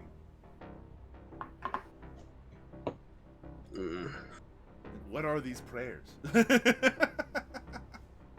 I mean, I feel like he could succeed if played right.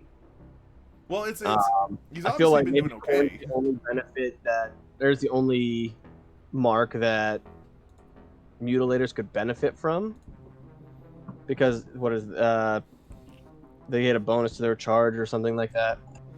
Okay, so But I mean, if you fail your charge, or no, they get to reroll failed charge rolls. But if you fail your charge, you're not getting your mutilators into anything. yeah, I imagine that this is Diz Biatch's list, and I can understand why it's got problems.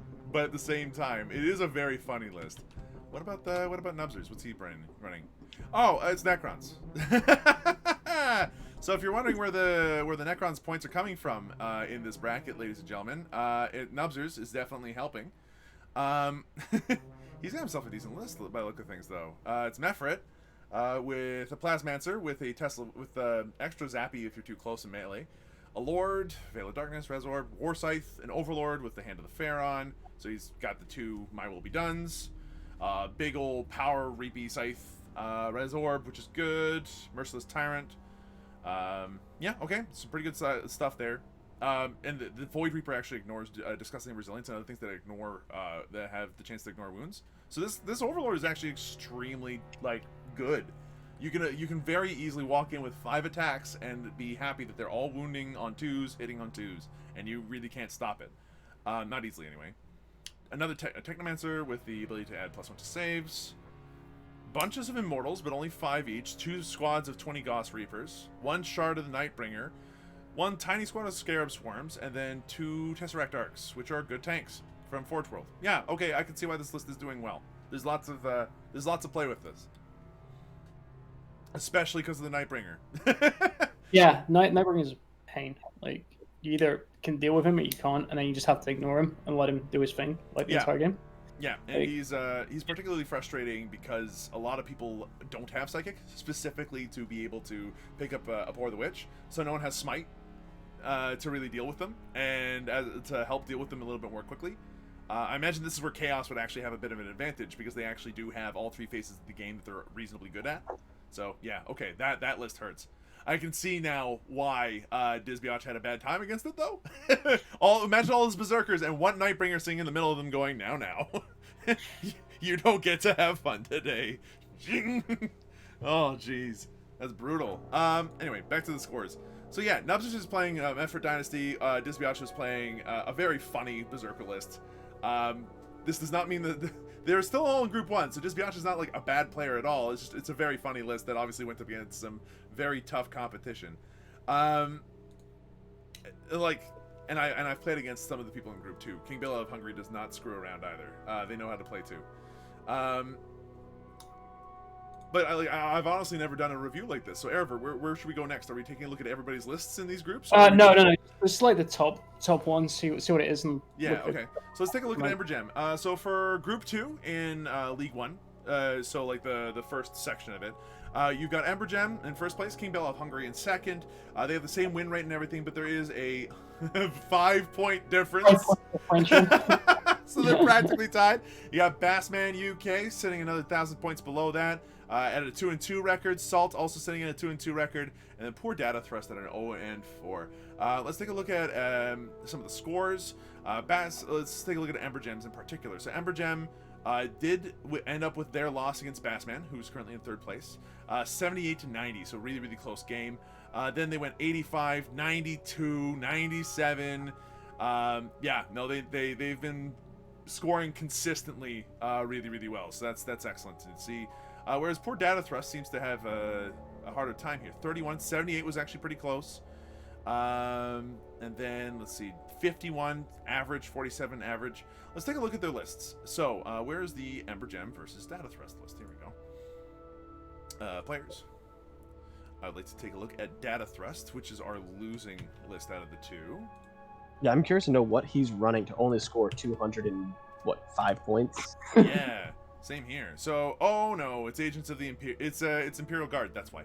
Oh God, that's why. It's Imperial Guard. That's why. I'm sorry. Right now, it's hard not to, right? Like, this is before the bring it down, like reduction in terms of like ridiculousness.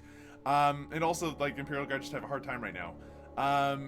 So let's take a look at this. It's got Calidus Assassin, which is good. 3 company commanders, just a bajillion infantry, a bajillion more infantry with special weapons squads and veteran squads and command squads and all that stuff. 2 Manticores, with full payload, and then another patrol detachment of Tempestus Scions, and then another patrol detachment of Space Wolves that have a chaplain and infiltrator squad, and then 1 Wolf Guard list. So it's a very strange list. Like, it's trying to be a horde list, and it has exactly what? Okay, so it's got some plasma guns and some melta guns, but they die to a stiff breeze. The 2 Manticores, which are strong. See, I'm not God expert, but I think like your if I'm not mistaken, your best like 3 things as guard are 1 tank commanders, which is not like running any. There are none in here. Yep. Bulgrin, because you can still like make them. You can actually like, live through a phase shooting phase. Yeah. Unit that can take midboard, and Scions like infantry. Like, because they can take a load of special weapons, they can gain Valkyries and be on top of you like turn 1 and cause a lot of damage, like Alpha Strike wise. Yeah. This has 2 of those things. This has 1 of those things in abundance. Like, they do have the Scions, but they also have all of these infantry squads and command squads that also have access to all those special weapons for fairly cheap. Okay. Like, the command squads are 60 points for 3 plasma guns, and then 1 extra body that is easy to work with. But like, yeah, they die to incidental breezes, because there's only like a few models per command squad, and the special weapon squads are 6 models, for 3 melta guns that hit on 4s. I'm guessing he ran this list and like he found it worked maybe, and then he came into alpha and it just didn't. Well, like, it does have some things in here, like the Wolf Guard absolutely slap. I would imagine that it would be better if there's more storm shields and lightning claws, but there are the bolt pistol ones for to keep it cheap. But like, yeah, these guys absolutely slap for sure. The chaplain, if you could have found the points by removing 1 infantry squad to put it on a bike, would absolutely slap. But the jump pack works too. There's definitely some things in here, but the instant this comes across like 1 tank, it's got like 3 squads with melta guns and a bunch of plasma to hope on, and that's about it. I can see, and then this also gives up secondaries pretty handily. Yeah. Like thin their ranks and or grind them down. Both of them work. Assassinate as well. Assassinate. Yeah. Commanders have like 0 survivability. Company commanders have like 0 survivability. And there's 3 of them and a Calidus assassin. Yeah. And the Tempestor Prime and a chaplain. Like that's a lot of characters to get assassinate on, and all of them need to be used in order to really get something useful out of them. So yeah, for sure. There's some issues with this list, but it is really cool. It is pretty sick looking. Okay, but what about the currently good times list with Ember Gem? So Ember Gem being the top of the bracket. Let's take a quick look. By selecting, going over, so long, Data Thrust. It was cool looking at your list, though. I would hate going up against it. So Ember Gem's totally not a legal Dark Angels list. Did we not go up, did we not see this before? I think we did at the start. Yeah, no, I remember looking at this list and thinking, oh, it's pretty good. I like the attack bike squad, although I wonder why it's not the 3 separate squads. TVs we covered, like, as to why. I remember that, yeah. Well, it obviously works. Being the top of his pod, yeah, it obviously works. I remember I was talking about the attack bikes and wondering why they weren't into 3 separate squads, but obviously they've got the reasons, that way they can jink and make them all have the 4-up and vulnerable, or whatever, I guess, yeah, and to bring them back to the apothecary. I now see why. But yeah, no, Dark Angels lists are super, super, super good. Okay, So that does Group 1 and Group 2 Yep. for League 1. Mhm. And these are your standings. Let's move on to League 2. At the top of League 2, in Group 1, we've got Tyranid Ben the Great Devourer in first place at 4,300 points and 4-0 win record. In second place, you've got Glarg. Yep. Glarg is currently 2-2, and it is at Yeah. 2,270 points. Yeah, he's running Yeah. the list that won a GT, pretty much. Yeah. Then we got Manbear Pig, who's half again on the points. Ornuthild is like a tenth of the points, and then Buttons, currently 0-2, haven't played all their games yet between these bottom three, I believe. Yeah, they still need to play 2 games each, so we don't know how many points they all have. But currently, Tyranid Ben the Great Devourer is doing exceptionally well, and I'd like. I would to be see really why. disappointed if he's not playing Tyranids. He's not playing Tyranids though. What? Get out. Well, let's find out exactly what he is playing then, because Tyranid Ben the Great Devourer is apparently devouring, if not our patience, then our time by posing as a Tyranid, and he's not. He's got a battalion of. Wait, no, this is Tyranids. Oh, good. There we go. Yes. That's fine. It is Okay, Tyranids. solid card. So that's Tyranid list doing really well, nicely done. Probably carrying most of the faction. So HQs, they got a Neurothrope and a Swarmlord. This is for Kraken, so this is the advanced in charge one. Makes good sense. We got Catalyst and Resonance Bar for the Neurothrope and Swarmlord. It's got Psychic Scream and Onslaught. It's pretty normal for those. One squad of 20 Gene Stealers to throw across the board. Squad of 15 Termagants to hold the board and spread out. And then Tyranid Warriors with enhanced resistance to make them extremely durable. And I remember we talked last week about a list that had 2 squads of Tyranid Warriors like this. This sort of fixes the problem that I had with that list, where it's only got 1 squad to have to worry about, and a good chunk of that squad has Rending Claws to allow them to act like extremely tough Gene Stealers. Nice. Then we got Elite Lictor. For reasons we know, if you don't know the reason why you have a Lictor, it's to do actions and secondaries, like deploy Scramblers. High Fleet Chronos detachment after that for patrols. You got Neurothrope with Smite and Symbiostorm, because of course you have Symbiostorm. You got Ripper Swarms, because they're good. You got 2 squads of Hive Guard, 1 of 6, 1 of 4, which I remember talking last week. We kind of poo-pooed that, but we can talk about that in a minute. Squad of Sky Slasher Swarms, and then 2 Exocrines. Yep. Good list. Very good list. Yeah, I really like this. Like, a lot of like Nids players were like, I'm not going to take like these mass like Gene Steel blobs because obviously like Blast. But it's good that he has come back to it with just like 1 big unit, and it's like I can either get this into your face turn 1, or I can force you to put shots into it. You know. Yeah. So that's fine. It's when people start running, like you were saying, like with the Tyranid Warriors, when they start running like 60 Gene Stealers. You know that. Yeah, that's a a lot. Yeah. Now, a squad of 20 of these boys is expensive. 300 points is a ton. But like, there is something to be said for having Gene Stealers that run up into your face turn 1 and hit the weakest part of your army, because they will make the charge. Thanks to Kraken being what it is, you cross the map, you will charge. If your opponent does not defend against that, then they will absolutely get to something sticky and tag things. They will have Catalyst on them, making them even harder to kill. They got 5-up invulns, 5-up feel no pains. They'll be a nuisance, for sure.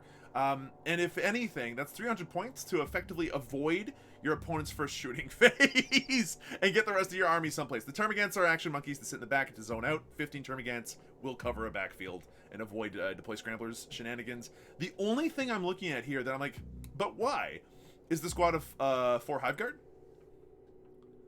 I don't think it's necessarily like bad, but I do think that the 4 the having 1 squad of Hive Guard double shooting is already enough, and you can put those 200 points into maybe something else. But I also don't play Tyranids very well, and this is the second Tyranid list. I'm wondering if he's with 2 been squads. outflanking that unit.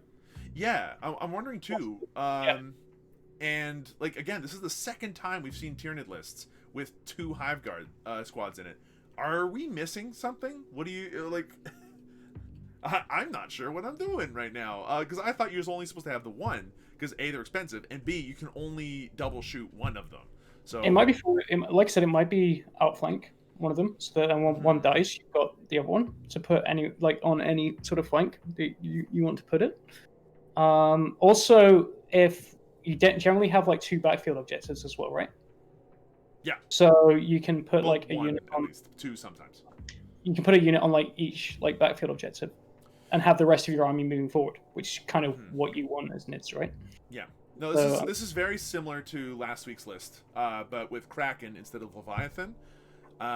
So Marius Evander had a list that they brought on last week, where it had a Leviathan detachment with with 2 squads of Tyranid warriors that were kitted out with all scything talents just to be durable like bulwarks, and it had if not 1, then 2 exocrines.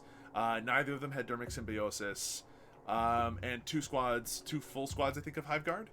It was like a list. It was a lot like this, except for this list kind of brings more tools to deal with some of the issues. It has 1 squad of Tyranid warriors to be able to like fixate on that. But yeah, I'm still like, I know Hive Guard are good, but like, yeah, it's weird. All right. Yeah, no, it looks solid. Oh, apparently Glarg is like, hey, wait a minute, he had 2 Termagant squads on the field. Well, that's an issue you'll have to DM me about on Discord. Yeah, like, speak with Arover about this. We've got him out in the open, boys. But yeah, no, it's not like it's honestly, I love this list. I liked Marius Evander's list too. It just needed a couple of tweaks, I think, to kind of sing. And these are more along the lines of what I was thinking for tweaks. Again, I'd probably remove the 1 Hive Guard, because at that point 200 points could be used for, I don't know, another couple of squads of Termagants to run around the board. Now 4 Zoanthropes rather than 5. You know, there's some options. I think the 200 points could be a little bit more useful in that case. But hey, that's just me. Let's go back. So that's Tyranid Ben the Great Devourer. We don't have anything else for that pod, because unfortunately the person, Buttons, has only played 2 games, and they're in the bottom, but they have almost the same number of points as Ornithiled, and I don't feel like we should even, like, I'm not going to bother with that list necessarily. No, next week when all the games are in. Yeah, so let's move on to the next one, where they played a couple more games. We're still only going to take a look at one list. We got Ollie in first place with 4,300 points, Risk 376 at 1,200, Axis at 1,100. These 2 are relatively close, and they've played half the number of games as each other. Axis has only played 2 games, whereas Risk has played all 4 of his. And as you can see, just playing your games gives you more points than somebody that hasn't. Word to the wise, folks. Play your damn games. Lunillion sitting at 1120, and then back to Bobby at 126. There's something wrong with that boy. So at this point, Ollie seemingly has been doing pretty well with his games. He's already played all 4. Let's take a look. Ollie got a perfect game in against Lunillion. Got 77 points against Risk. Actually, really close, 77 to 76. I actually would like to take a look at. Oh, that's tight. Yeah, I'm gonna take a look at that list for sure. Then ended up with 89 to 58, which is pretty normal, and then ended up with 82 to 57, which is pretty normal. But I am tempted to take a look at Risks as well. So let's take a look at the Ollie versus Risk match, and then take a look at those lists. Let's start off with Ollie's, because they're in first place in the pod, and it might be worth taking a look at. And with all 4 of their games played in 1, they will continue to be at the top of the pod. So, ba-doop. And okay, so we got interesting. It's Custodes, it's Shadowkeepers, it's an Outrider detachment, it's a Shield Captain on a Dawn Eagle jet bike, everybody. Guess what? Right. It's a superior creation as per usual, and there's a second one. This time with a relic called the Eagle's Eye and a Hurricane Bolter. We got Agamatus Custodians with twin Las Pulsars. We got 1, 2, 3 squads of those, and then 2 squads of Virtus Praetors. Yeah, that's 3 Jetpack Custodian squads, 2 Bike squads, and then another Auxiliary Support detachment with an Inquisitor, just to get that little bit of mind stuff in there. Yeah, a little bit of psychic defense. Look, this list kind of slaps. It's not your typical Custodes list, which is why I really like it. Like, you've not got, like, your Aquila Bomb, you've got, like, Novexilla. Yeah. You know, I'll go and put this list in the chat for everybody. I've been forgetting to do that. My bad, everyone. One trick, sort of like Pony, of, like, where your entire game plan descends around to win. Yeah. I think I was saying a couple of weeks back, I'm surprised we don't see more, like, Custodes bikes, because I really think they're decent. Like, well, they're so fast, right? And they can be exceptionally durable, especially with the you don't get rerolls stratagem and transhuman that you can put on them. Yeah, and like the Akamatus Custodians are pretty fast. They hit really hard, and they're ranged, right? So they're great for holding those backline objectives. The 3 squads there are easily able to hold their back objectives. You got 2 shield captains backing up the 2 Virtus Praetors, and you got an Inquisitor backing up the the guys in the back as well with a little bit of psychic support. Now, psychic spells, what do you got? Your Ordo Xenos. That gives you CP regen, if I remember correctly. If you decide to kit them out that way. Comes with a Melta, some other stuff. Yeah, no, I like the list. It's got that. It's a bit one-track mind, but it absolutely works. It's flexible is the thing. And there's no like Talamans, and you're not relying on like silly. I'll turn off your rerolls when you target my Talaman stuff. Yeah, it's more like I'll turn off your rerolls when you target my bike squad that literally killed your. Even, I don't know. Even if like someone like does that, like a lot of armies can just have the firepower to punch for it anyway. Like Marines, for example. You know. Yep. So, yeah, like I'm not a huge fan of like that like Talaman trick, to be honest. Well, I'm going up against that soon. That's my last. It's my last matchup, so I can have fun with that. Yeah, but like the list works really well. It's got a lot of flex. All the Hurricane Bolters means it can deal with hordes. All the Las Pulsars and the melee that they have allows them to deal with anything that's particularly tough. They've got that little bit of extra psychic to deal with anything from Catan to an over reliance on psychic phases in particular spells, so that we can go ahead and try to shut that down. And it gives you a little bit of CP regen, which custodes need. Like, you can see that the captain here actually was able to go for a different warlord trait because they didn't need to go for the super strategist or whatever it is, the one that gives you command points back. He was able to make the shield captain an absolute weapon, and then just be like, oh, and here's 88 points for an inquisitor dork or whatever that gives me. Well, the fact that they've got the two shield captains as well that can back up both the squads of bikes. Yeah. And give reroll once to hit, which is quite cool. Yeah. The only like downside to this is that it does cost you 4 CP right at the beginning of the game, and that's before you start spending for relics. So like this guy starts off with like 7 CP. It's not a lot. And considering how unbelievably starved Custodes are for CP a good chunk of the time, like they use up all their CP super fast. That could prove an issue, but I do like the list. Yeah, it's really good. It's original. All right. That's important. I have been used to real life, I don't know, but and let's take a look at Risk's list. So this was a 76 to 77 point game. That's extremely close. So Risk, he's got Space Wolves. Ladies and gentlemen, the worst performing list in Alpha League this season. Evidence here: Space Wolves 19 to 22. Well, not the worst performing, but certainly like it's not Death Watch or Space Marine Soup, but it is not doing as well as the other ones. And yet, here it is, going toe to toe with that list of what we just saw. So this list is very interesting. At least from that already. It's got Librarian, which most Space Marines are like, I don't need the Librarian, but this guy decided to go for it. Which, I mean, Space Wolves have good spells. Primaris Chaplain on a bike, Absolute Weapon, Wolf Lord on a Thunderwolf. It's a weapon. With the Armor of Rust especially. The fight last makes for a really brutal time. A bunch of Infiltrator squads with the Helix Adepts, because the Helix Adept for a 10-point upgrade is really annoying. It effectively just negates incidental fire against the unit. 2 big squads of Wolf Guard with Storm Shields and Power Fists, because the +1 to hit makes you able to do that instead of Lightning Claws. That's thinking. +2 damage now as well makes them great. Yep, absolutely. 1 squad of Fenrir's and Wolves for dorky nonsense stuff and holding stuff in the back line, and then 2 squads of Thunderwolf Cavalry. Trevi would be displeased. It's a strong list for melee. It has 0 range flexibility, but this thing hits like a truck. I also like the Power Fist instead of the Thunder Hammers for these guys. Yeah, for the most good, part. Good change. Like, yeah, Power Fists are great now. Like, they're really, really like the -3 AP and the exceptionally reliable 2 damage is good. It's really, really, really good. They do have a Thunder Hammer in each one of these squads, though, just so that way they do have a unit that's got 3 damage at least. But yeah, it like by the time that they hit, the -3 AP on the Thunder Hammer and Assault Doctrine definitely works too. I can see why the Custodian list ended up kind of potentially eking something out, but the 2 of them would have had a scrap. That absolutely could have gone either way. Good use of the Armor of Rust would have done some serious work. Yeah. Because it would have been bloody as hell. Oh, that would have been in the midboard. That would have been a sick game to watch. And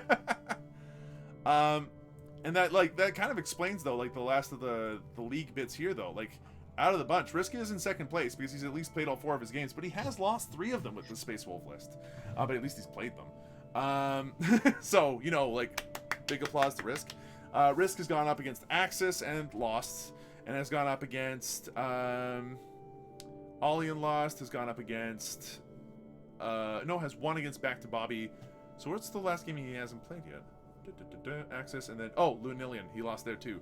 That's really a shame. I imagine that Risk will end up being, as a result, close to the last if everybody else plays their games out, but draws do happen, so we'll see. I mean, his point differential was only a -30, so that means all of his games were fairly close. Yeah, like he's doing okay, but like the main thing is he's played all of his games. Ergo, he's in second place. If he screen caps this right now, he's like, "Mom, Dad, I got a silver medal in my league today." Be proud, please. So there's definitely options. But yeah, those are our current standings right now in terms of our two leagues. Who's in the top? We currently have Tyrannid Ben the Great Devourer and Nubzers as your top 2 players in each league. Your top 1 players in each league, with Ragnar Blackmane and Glarg in close second. In Group 2, we've got access to King Bella of Hungary and Risk 376 as your runners-up behind Amber Gem and Ollie, who are in first place in their respective pods. So yeah, it's pretty close. There's lots of cool stuff going on, but that's all we need to really say about that for right now. At this point, who feels like doing some list analysis? Sure, but you two go ahead and do the first one. I have to go check on something, so I'll be back. Sounds good. I'm gonna do. Let's start off with the first one here. So this one was given to us by. Let me just quickly check my names here.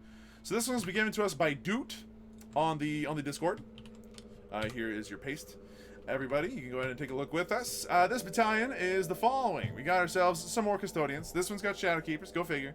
It's got a Vindicare Assassin, which has fallen out of favor a good while ago, just because, it's one dude sitting in the back who can be shot most of the time, but nobody will. We got Trash of Valorous, who I like. We got Shield Captain Eagle on Jetbike, who's an absolute weapon with Unstoppable Destroyer and is the Warlord. You got 2 squads of Custodian Guards, each with Sentinel Blades and Storm Shields. You got 2 squads of Sagittarium Custodians with the Adrastus Bolt Caliber, which is, pretty sweet too. Gives you some ranged troops to sit in the back and do their thing.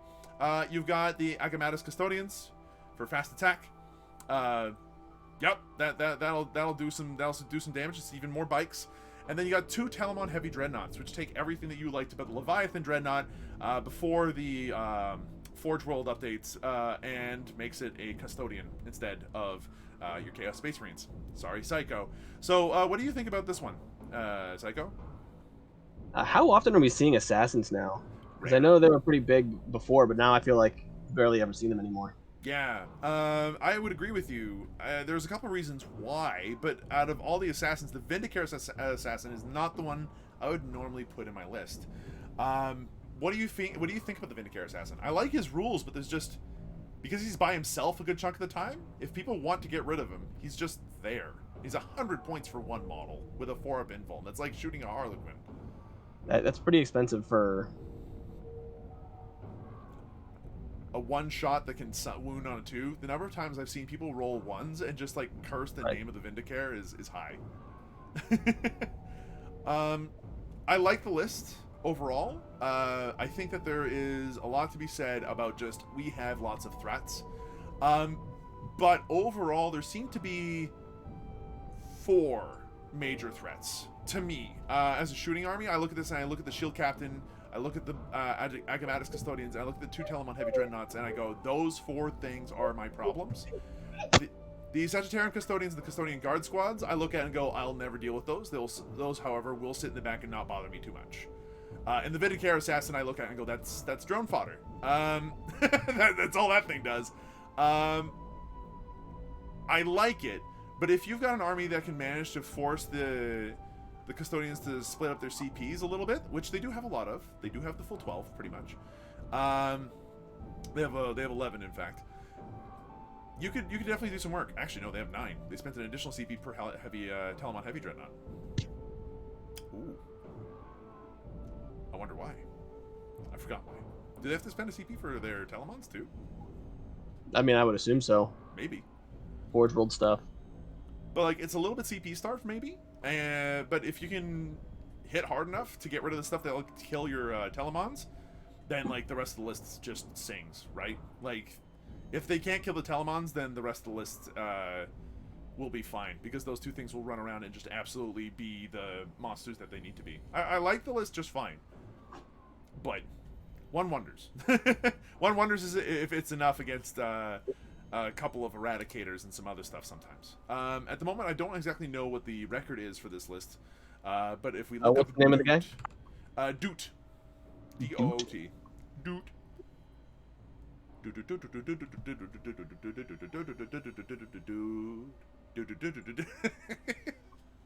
I painted my Space Marines to be like Doom Guy.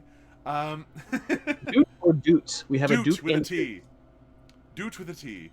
Let's go ahead and look at there's the singular Doot or plural Doot.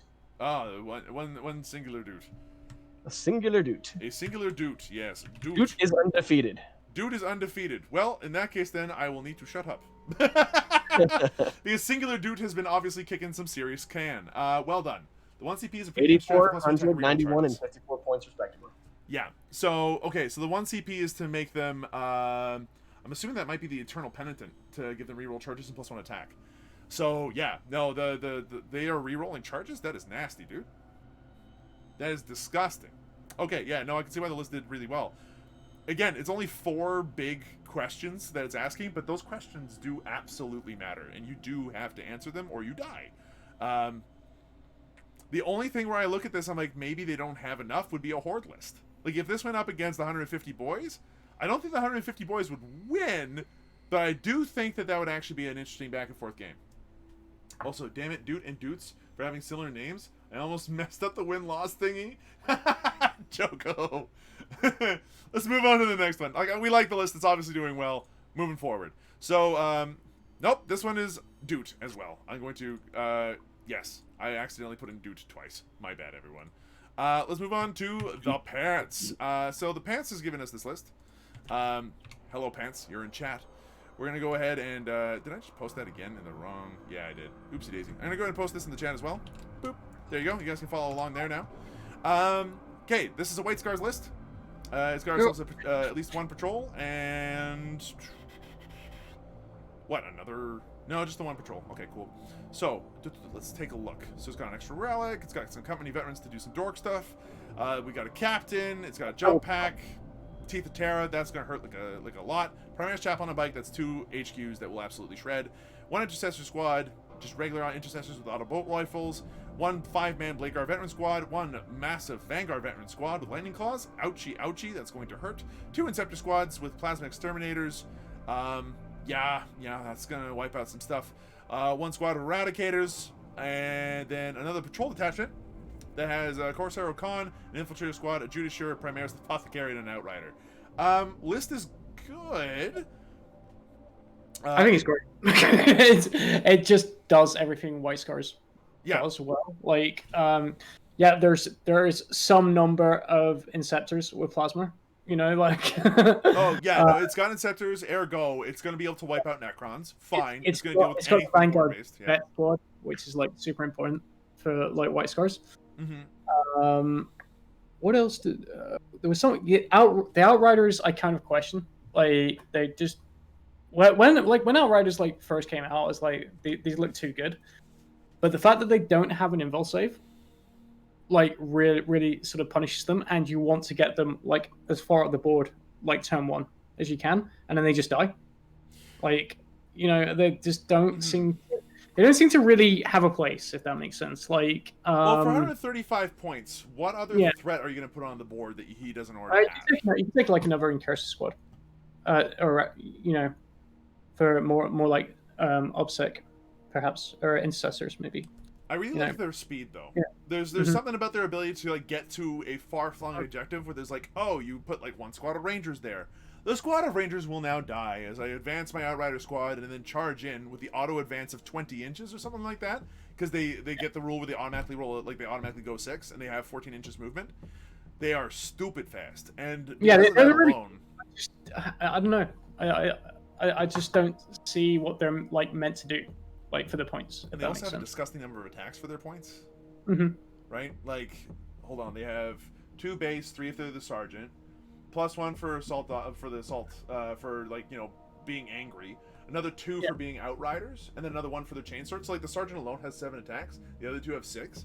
It's just a Yeah. lot of attacks on 135 points. I'm starting to feel like how Trevor feels about Fun Wolf Cavalry. That's how I'm starting to feel about Outriders. I Like see what you every mean. every game I played where Marines have had them against me, they just haven't done anything. Yeah, Like, I think that they require they need to be bullies more than actual units. Mhm. If that makes sense. You need to put them into fights where they cannot possibly lose and where they are not an attractive thing to shoot because they're so far out of the way. And it's like, I could shoot the Outriders, but, and I'm not sure if anyone's noticed, there's an entire squad of Inceptors, there's Vanguard veterans and Blade Guard veterans that are backed up by an Apothecary marching up the board. There's already an Infiltrator squad, two Inceptor squads I need to keep track of, and there's Eradicators somewhere on the board that are going to absolutely mulch my face off. Like, there's a lot of threats, and the Judiciary means that, like, there's also another threat coming because you cannot fight first against this thing.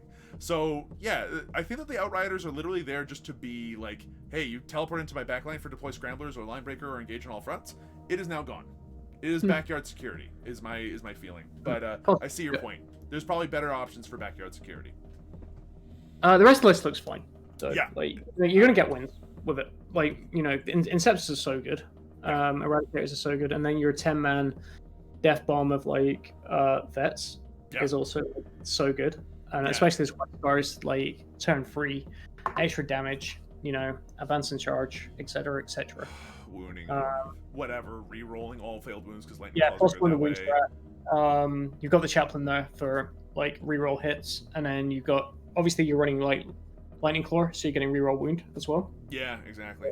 It's disgusting. It's absolutely like And unless it's you difficult got to remove too because they all have 2-up saves and a 4-up invuln, so it's actually relatively frustrating to deal with for a 280 point unit. Like, if unless you've got like spec massively into like LOS shooting, like that's getting into combat.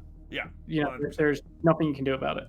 Like, the only thing I would add to the list is like, okay, I know you've spent a lot of CP, and I'm gonna let you finish, but what if you spent one more and got Rites of Battle on like one of your other, like on your Judiciary or something like that, or like just to get the OBSEC on all of these non-troops units. Like, imagine OBSEC Blade Guards. It's an option. yeah. It's an option. Whatever 12 you CP to do, start when you can have like 4. You're talking to me, man. I got a double patrol and I spent 3 CP on relics in my list. So like, come at me. We'll get to that later though. Let's move on to the next list. Well, let's see the win rate for this. Like, have we got the win rate for this list? Undefeated. He has not scored less than 89 points in all 4 of his games. Yeah. Oh, there we go. Yeah. No, it's done exceptionally well for good reason. And I like how the Outriders work. If Pants would like to go ahead and explain why, like why you're. Oh, and he agrees with Arrowver, by the way. The Pants who wrote that list says that they're the weakest link on his list. So yeah, maybe the Outriders don't need to be there anymore. Oh, I don't know why I'm like assisting like Space Marine players. Like, like I think this unit's bad. Traitor. Like, I know, right? Like, you don't need any help. Like, I mean, are we gonna see like some of the stuff nerfed? Like, oh, we already have a little bit, but like Eradicator's got a 5-point hike, so now they're 145 points, I think, for a squad of 3. It's like that's starting to feel reasonable. I could see how that's an issue because it's only 9 wounds with no invuln save, really. It's one of the things I hate in 40k is no counterplay, and I just feel like with the Vanguard vets and the Inceptors with the ability to deep strike and put out so much damage, there is no counterplay to it. Yeah, and that's what's really sucky. Yeah, it's one of those things where like if the meta was like really full of that stuff, I'd be like, okay, I guess I have to put in the subsystems that way I can shoot you on Overwatch. Well, like shoot you as you deep strike in. I really hope that if the Tau get their codex anytime soon, they do something similar with battlesuits that they did with death marks in the Necron codex and make that a stratagem rather than a piece of war gear because it's just so situational that it's difficult to use. Anyway, so the next one, Fire DR, who I went up against today. Actually, this was my match today. Built an Eldari list. Yeah. Ooh. Now you guys are gonna see the same problems I saw. Part of it is part of it's oopsie daisy. I forgot that Battlescribe does it this way. But let's go through it. So HQ, it's one detachment. It's all craft worlds and it's Altway. So already we know there's some things I can say about that. There's 2 Fire Seers. You got your damaging Fire Seer with Executioner's Smite and Mind War. With Fate Reader, which went off, and then the Ghost Helm of Al-Shazir. Then you got another Farseer Skyrunner with Guide and Fortune. Then for your troops, you got 4 squads, of Dire Avengers, 6-man squads, because Battle Scribe is weird with the way that they make Exarchs work. And then 2 squads of Rangers, 6-man squads of Rangers, 2 squads of Fire Dragons with 5 Meltas, and then 1 Flamer. Some Fire Dragons since 7th edition. Okay. I liked the idea, but Crackshot was an oopsie daisy because I know Did he outflank the Fire Dragons then? Did he outflank them? I'm guessing he outflanks the Fire Dragons to get like that. We'll talk about that in a minute. 1 squad of Wraith Guard, 5-man with Wraith Cannons, which I liked. Fast attack, 3 squads of Swooping Hawks, 1 which had the Exarch power to do extra bombing damage. And then heavy support, 2 Wraith Lords and a Wraith Seer with a D cannon. The Wraith Lords had a missile launcher, a Bright Lance of Flamer, Ghostglaive, and a Shuriken Catapult. So, we talked a little bit after the game about different ways to use this list, and yes, the correct way to use the Fire Dragons would be to outflank them. They are expensive to outflank. For some strange reason, they are 12 power level where they are currently sitting, which is wrong. Yeah, it's wrong. But you can still use the Webway stratagem, right? So you spend a couple CP and there's your Webway. I think if you're going to run Ulfway, and the sort of go-to for Eldar right now is Expert Crafters plus whatever you feel like, because Expert Crafters with the rerolls is what makes them good. But I think if you're going to like tech into Ulfway, there's 2 tricks he's really missed out on here. One is Eldred Ulfwan. Who is I mentioned the same. Best psychers in the game, like free casts, +1 to cast when he successfully gets his power off, free up invul that you can make 2 up with Protect as well. So definitely, and Guardians, because Ulfway Guardians are amazing. Like the ability to like get their +1 to hit strat. And then the trick with the platform having like 3 up save and 6 up feel no pain. And a 4 up invul strat for which can make 3 up invul again with like Protect is a thing. Ulfway Wave Serpents are great because having Duty Eternal and then a 6 up feel no pain on top is amazing. It's a bit much. I played around with Ulfway like the start of 9th, and I actually won a few games with them. But I was literally running like those 2 units in them. But honestly, I think like Expert Crafters and Warwalkers, Falcons, units like that. If you're wanting to like win effectively as Eldar, probably like the way to go. Oh, and the new Fire and Fade rule is amazing.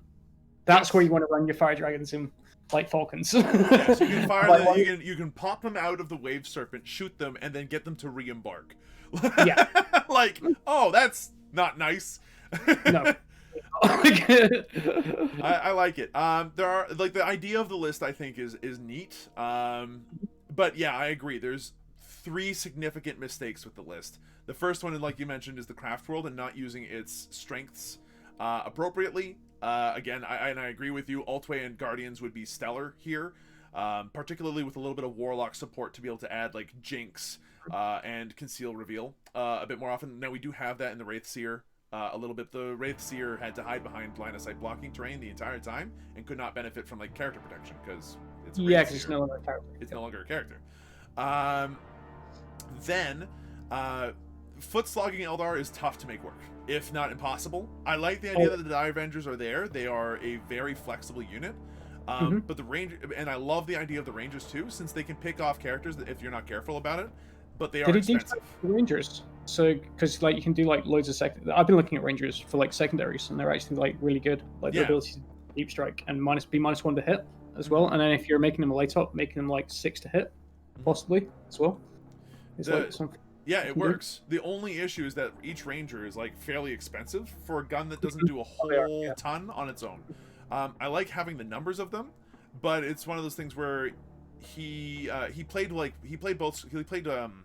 couple of mistakes with play. But yeah, anyway, let's get. I'm gonna get my brain reset for a second. So yeah, the Dire Avengers are fine. The Rangers are cool. I like them. The Fire Dragons, again, are cool, and the reason why they brought the Dragon's Breath Flamer is because they felt that it would allow them to kind of deal with anything that was charging them, like, a small squad of boys or, like, 2 drones or something like that. It at least gives them an option for Overwatch that allows them to deal with smaller numbers of big things. However, the Exarch power need to be different, because Crackshot's useless in this case. and it's expensive. If you went down one fusion gun and added it and kept the fire dragon with a meltagun of their own with crack shot, that would give them some degree of reliability. And if you did that with expert crafters, that would be all right. That would do some work. Because then at that point you're re-rolling 2 failed hits, more or less. Then the Wraithguard I liked, especially, but in this particular case, they weren't supported well enough in the game that we had. Right. And they're expensive. Conceal, Reveal, and Fortune could have been put on them, and it was not. They did. They were Webway Deep Struck, which is cool. Okay. And they punished a mistake I made, which is again very good. But I wouldn't necessarily let them do that a second time. The Swooping Hawks were cool. Did not put all of them into Deep Strike, but they should, because they can do it for free, and it's really easy to do, and it allows this list to actually deploy really, really well. I imagine what could happen with this list is you've got all the Dire Avengers and everything kind of like hiding behind cover. Rangers are in cover elsewhere on the battlefield because they can do that kind of thing. Both the squads of Fire Dragons are in the Webway because you can spend the CP for that. You have the Wraithguard. All 3 squads of Swooping Hawks in reserves as well. You have the Wraithguard, the 2 Wraithlords, and the Wraithseer marching up with the 2 Farseers, hiding up behind stuff and taking the middle or taking the objective that they absolutely want to take. And then when you need something dead, you pop out both squads of Fire Dragons, melt it in the face as hard as you possibly can. You got the Swooping Hawks to deal with chaff and to do secondaries. Like, it's got flexibility, and I like the list. But it needs a different craft world attribute. And it needs to change a couple of things to the list, that way you're not accidentally putting yourself into blast range with the Dire Avengers. And I feel like the Rangers as well could be down to 5-mans, saving you some points. Same thing with the Fire Dragons. And yeah, there's a couple of little tweaks here and there, but this list has some play, I think. Look at Warwalkers, my advice. Yeah, Warwalkers are nasty. There's a couple of really good tabletop tactics videos I saw where they had like 9 Warwalkers in a list. It's insane. Shredded. Like, it was a Necrons versus Eldari list. I couldn't finish it because my Necrons, I felt so bad for them.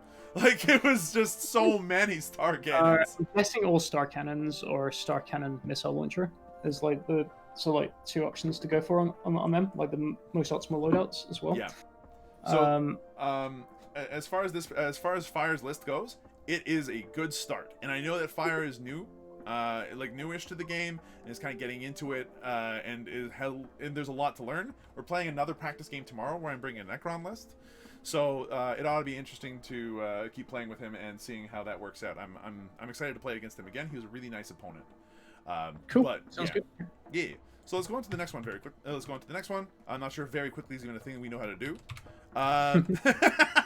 So this is a Thousand Suns list. Initially, but I have a feeling that it's a lot more than that. So, Thousand Suns, Cult of Legion, they got Cult of Mutation. That's the one with the psychic power that allows you to turn a piece of terrain into, you can't move. Effectively, like you move half your speed.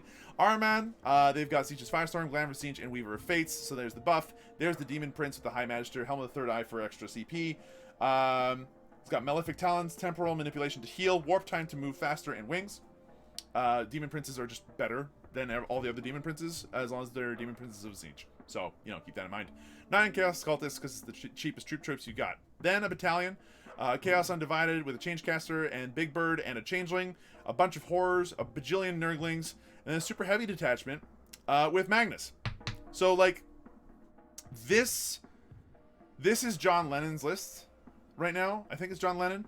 And it's bananas. This list is very good.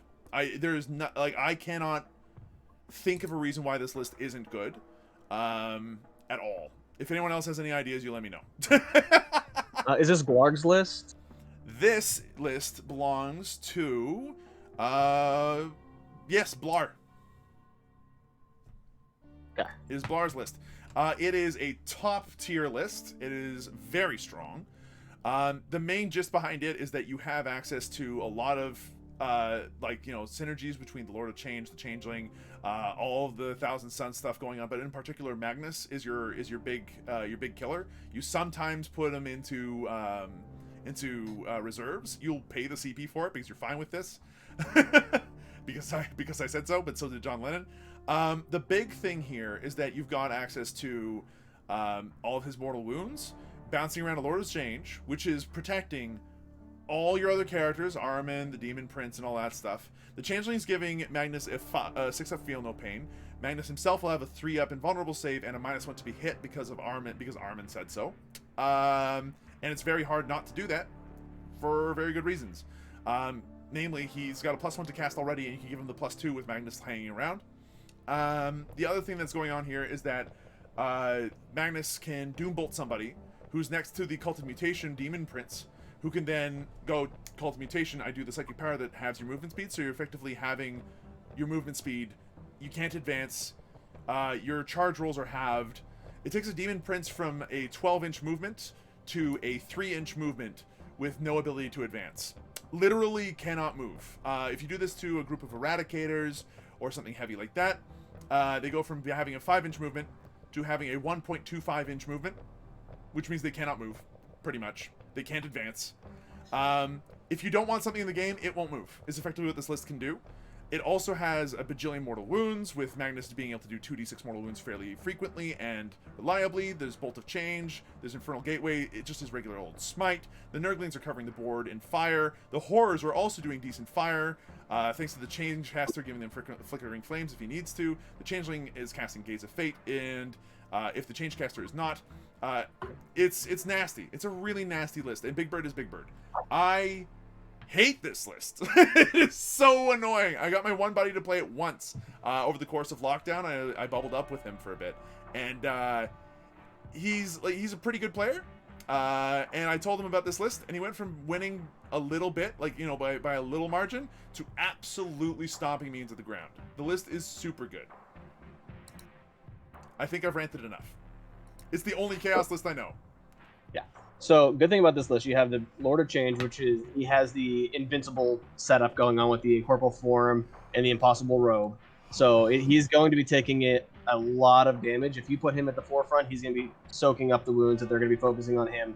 They have to. And I believe I had a conversation with Glark, more so he made a comment on the video that I had posted, where with the Warp Time and the Magnus goes in, unleashes all of his mortals. Yep. Demon Prince is going to then Warp Time him back out of damage. Yep. Range. So he's basically running in, unleashing everything, and then getting the heck out of dodge. Yep. That is exactly correct. It makes it very hard to kill Magnus, and all the other characters that you want to kill are hiding behind the Lord of Change, who you can't kill. It's difficult to deal with all of that, and then on top of that, there's the Horrors, which actually can do some damage with just the sheer numbers of them. Nurglings all over the place give them the ability to control the battlefield very easily. And then once everything that can kill Magnus is dead, which is easy enough to do with that number of mortal wounds every turn, he can just Barney. He flies around all over the place. He's got a perfect weapon for killing 3-wound infantry, 3-wound elite infantry. He wipes things very easily. And temporal manipulation means that even if you do manage to wound Magnus, he can get healed back up. It is heinous. This list hurts my soul, and is the primary reason why I cannot wait for Thousand Suns to get their book, the same way that Death Guard have, and make Magnus unable to not be the Warlord. He also has 50 reinforcement points. I'm assuming he is putting that into the Horror splitting. Yeah, exactly. So the Horrors, they just come back. The small ones. Yep. Yeah. Plus, you have the Demonic Icon on the Horrors, so if a morale roll of 1, then you get back more Horrors. Yeah. It also is enough room that if you manage to pull off the where is it? If you manage to pull off the Bolt of Change, there's a Chaos Spawn. Deal with it. It popped up right in melee range. So, you do that in the middle of a castle. It's like, oh, I accidentally killed your apothecary. And now you guys can't Overwatch because all your Flamestorm aggressors are already in melee with this thing. Great. Have fun with that one. It's nasty.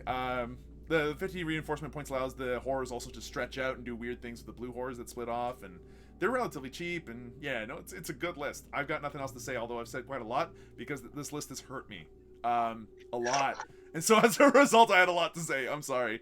And it might look like it's rough because of the number of CP you're spending. The Patrol Detachment has a total of -4 applied to it. The Battalion just does what it does because there's the Warlord Lord of Change there. But then there's the Super Heavy Auxiliary Detachment, which is another -3. So you're already down to 5 CP with this list, but it is absolutely okay.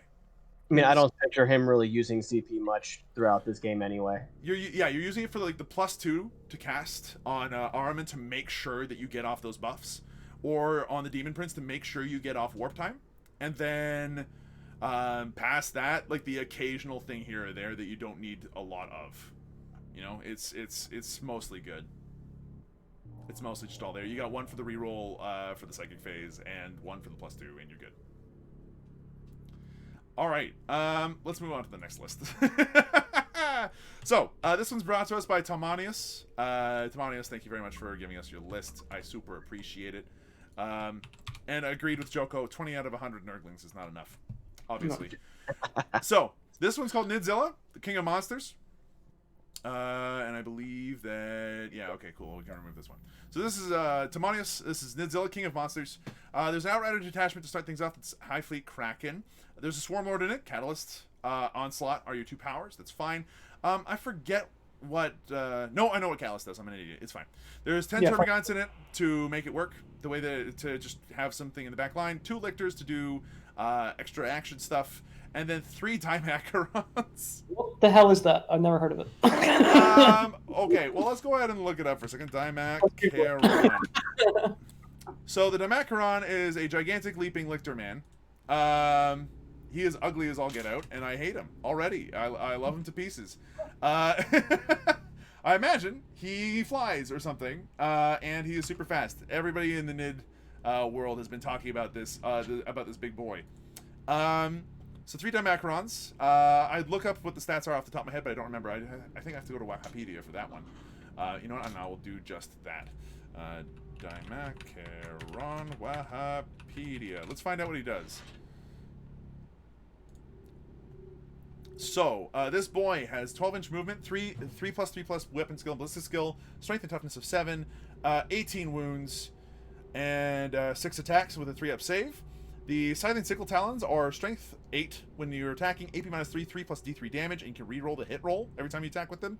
And then the Scything Tail, you make 1 additional attack with this weapon. It's AP -3, 2 damage, and strength 7. It has a 5-up invulnerable save. Each time it makes a normal move, advances or falls back, or it makes a charge move. It can move horizontally and vertically through models, so effectively it flies whenever it moves. It explodes. It's got a spine maw, so before it consolidates, select an enemy model within an engagement range. That player rolls a d6 and adds their model strength characteristic. If the result is equal to or less than this one, they take an additional d6 mortal wounds. What? So effectively, before it consolidates, anything else that's still in close combat has a very good chance to just straight up take d6 mortal wounds. What? And then Digestion Spine. If enemy models are destroyed as a result of this model's, mortal wounds thing we just described, at the end of the turn, this model gains the following ability: a 5-up, Feel No Pain. I hate it. It's so strong. Holy shit. That's 230 points? Oh, man. And I kicked myself out of my own Discord call. What a smart man. Wow.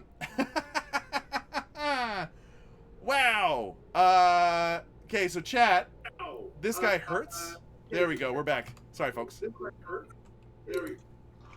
We're back. I'm just going to go ahead and make sure that all the cams are working appropriately as well. Oh my god. So, did you guys hear all of the stuff I just said, or new? Yeah, I think you covered it. Wounds. It is 18 wounds, and then everything else is just absolutely nasty as all get out. I also did hear it. Oh my god. For 230 points, I want to cry. Good grief, dudes. Good absolute grief. Okay, so I need to go ahead and pop this back out again, and then hopefully this fixes that problem. It does. Excellent news. So that's the Dimacaron. Everybody now understand why Tyranny players went bananas. Apparently, these guys call good talk. I'm pretty sure you covered it while we were going. Yeah. So there's also a Scythe Hero Duel, which is just a monster, and then on top of that, there's still a patrol detachment, High Fleet Kronos. It's got a Neurothrope with Symbiote Storm and Resonance Barb to make sure it goes off. Another 12 Termagants to hold the back line. 5 Hive Guard with enhanced resistance, so that way they're harder to kill. And then a Barbed Pyro Duel, in case if you didn't have enough big dinosaur bugs. I hate this. This list is so cool. And yet at the same time, I can't help but feel that there's, like, the Dimacron's way good. Who thought that was 230 points and that was fun? Oh my god, this list is super fun. It even still has the ability to do secondaries, because it has 2 Lictors in there. First turn, a Termagant deploys Scramblers. Second turn, a Lictor deploys Scramblers. Third turn, a Lictor deploys Scramblers. You can't stop it, because Lictors have such a small base, it's so difficult to do so. Yeah, no, well worth the 37 points a Lictor is, instead of the 100 points that Immutilators are. What do you guys think about this list? If you don't bring a huge amount of AC, you're screwed. Like, Yeah. I think that the Dimacron's the only one that comes with an innate invulnerable save, other than the Swarmlord. The Hierodual and the... Yeah, both the Hieroduals, I'm pretty... Oh no, the Scythe Hierodual does have Dermic Symbiosis, so it does have its 5-up. Oh man, this is like Demon Engines on steroids, dude. And you can give them a 5-up Feel No Pain with Catalyst. You can get them to advance and charge, because all the Dimacrons are advancing and charging, and oh my god. Oh, this list. I love it. This is the kind of list that I would have loved as a kid, but with more Hive Tyrants. The Dimacron is aggressively costed. Like, that boy is aggressively costed. I don't see any reason why you wouldn't want at least a couple in your list. Holy cow. Hey, Eravor, I've got an idea. Remember that Tyranid list we looked at that was like, oh, you got 200 points of Hive Guard. I wonder what I could do with 200 points. Hey, find another 30 points and put in one of these bad boys, and then tell me that's not a better plan. Yeah. Holy cow. 18 wounds? My Riptides are like 100 more points, and they've got 4 less wounds. Ah! No, you haven't. Oh no, wait. Correction, you had shield drones. Yeah, I had shield drones, but those are now 15-point models that do nothing else. Oh, good grief. And if it kills anything, it spits mortal wounds. This thing is insane. Oh my gosh. I love it. It's a really good list. I wonder, I gotta see what this win record is, though. So this is Timonius. Let's take a look. He's 3-1. It's 3-1. Nice. Yeah. What on earth did it lose to? Against Chris Helgren on the Iron Hands list. Oh, is that a fact? We're taking a look at this list next now, folks. So Iron Hands Redemptor. Are we? On TC maintenant. So, Bolted Discipline Shock Assault. It's actually it's Iron Hands. What do you want? So let's see. They've got a Chapter Master with a Jump Pack, Rites of War, Storm Shield, Paragon of Iron, and Student of History, so that way they can consolidate whatever direction they want, and a Teeth of Terror. Fair enough.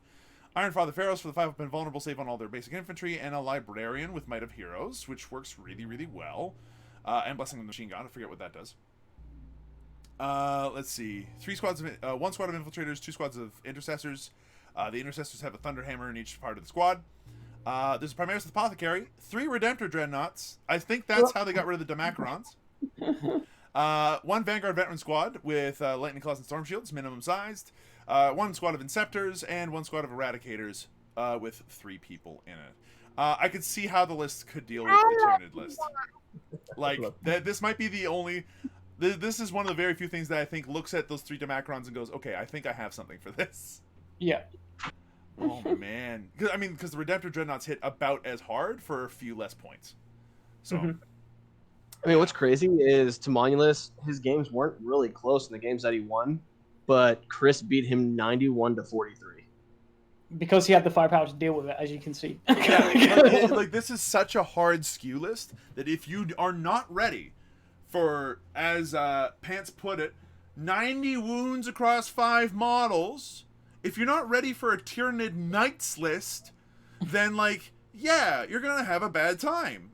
This list is skewed so hard towards all this Forge World stuff that I'm beginning to wonder if maybe, just maybe, this is pushed a little bit harder than it ought to have been. This is insane.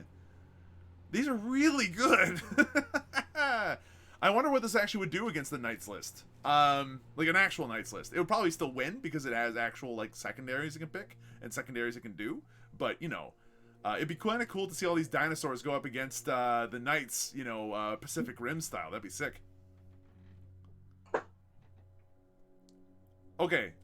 So I've got one more list because it's mine. I want people to laugh at it. If everybody's okay with that. I love that. Look at my list. Look at my list. It's terrible. Please tell me what you think. So, my list is a list that everybody's going to love to hate. And you'll be happy to know that I'm going to break even. Because my list is a bully and beat up on 2 new players. And it will lose to the 2 experienced players in my pod. So, it's a double patrol detachment. All of it's Tau Empire. This list changes a lot with the FAQ, but whatever. So, I've spent also 3 CP on emergency on relics. So, I've got 3 relics, which all got turned into prototype weapon systems. So first things first, I got my Warlord. It's commander in an Enforcer battlesuit with 4 Cyclic Ion Blasters, and the Crosslink Stabilizer Jets to reroll 1s all over the place. We got Dark Strider, who gives +1 to wound for infantry units, and is effectively a faster Fireblade, with the ability to fall back and shoot for infantry units. This will be important for a second later. We got a Breacher team. Equipped as Breacher teams are, with the Guardian Drone and a Shield Drone. We've got 2 Riptides, one with the Super Ion Gun and one with the Heavy Burst Cannon instead. They all have the advanced targeting systems and the counter-fire defense systems to reroll their Overwatch. This is something I definitely want to change already, but whatever. Moving forward, we've got 1 Pathfinder team with a Shield Drone and a Grab Inhibitor Drone, which means that if you charge within 12 inches, that's minus D3 inches for you. And the rest of them are just Pathfinders, as you see. And then 1 Ivara with advanced targeting systems and a shield generator, so it can zip around and blast things with its 360-point model that does so much less than a Demacaron, it's not even funny. Moving forward. Heavy support. I've got 3 broadsides with Magna Rail Rifles. This is the last prototype weapon system right here. It turns all the heavy rail rifles into Strength 9 AP4 and with and D6 damage with a minimum of 3. Then the last patrol is just Commander Shadow Sun with her 2 drones, 1 Breacher squad and 1 Pathfinder squad as before. Yeah, so far it's gone 2 and 2. The time it lost to Dark Angels. Oh, it will go 2 and 2. I haven't played against the Custode player in the pod yet, but it's beat Necrons barely. It beat Eldar today because Fire was is not brand new to the game, but it's still learning, and so I was able to exploit several blunders. And I lost handily against Dark Angels, like just without contest. I think a grand total of maybe 2 models. I mean, what do you do against perma-transhuman Terminators? I am curious. Well, I was hoping that he would fail his 7-inch charge, but minus D3 inches, and instead he rolled an 11. So that was the thing. My Ivara survived this, though. That's worth mentioning. That's cool. But like, yeah, the entirety of the rest of my army that did a bunch of shooting, so the broadsides, all that other stuff, failed miserably. I also didn't find the right lines of fire. Like, I made mistakes in that game. I would have done better had I played smarter. But yeah, that's not what happened. So, oops. Anyway, the list is what the list is. It was an attempt to work on a previous list I had with Tau, which actually ended up going 2 wins, 1 loss, 1 draw in my pod in the last season. The biggest difference is that in that list I did not have an Ivara. I had like a Kroot Warrior detachment, like a Kroot Warrior troop squad, and a couple of other things. Yeah. What do you guys think? Do you still feel like Tau Sept is the stronger of the Septs to go with what you're running with? Absolutely. Well, okay, with what I'm running with is an interesting question. So, is it the strongest Sept? No. Competitively speaking, Farsight Enclaves absolutely takes the cake because of the commanders, which are very powerful, although with the fact they are more expensive, so I'm not sure if that's as viable. I would argue maybe not 6 of them. 4 of them might be possible. That's still almost 800 points worth of models held up in 20 points, 20 toughness 5, no invuln save wounds. It's a hard pill to swallow at that point. But for this list, I think that Riptides with the counterfire defense system work best as Tau Sept. Because of the number of shots the Heavy Burst Cannon has, and because of how dangerous the shots are for the Ion Accelerator, with the ability to Overwatch on 5s, your Overwatch becomes nasty.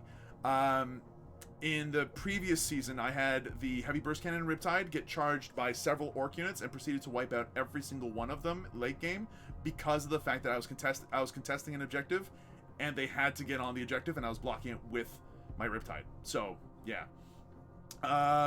It was the only way for them to actually like tip the game back in their favor, and the Riptide proceeded to net me several kills instead of them getting anything done. So yeah, I think that Tau Sept works well for that.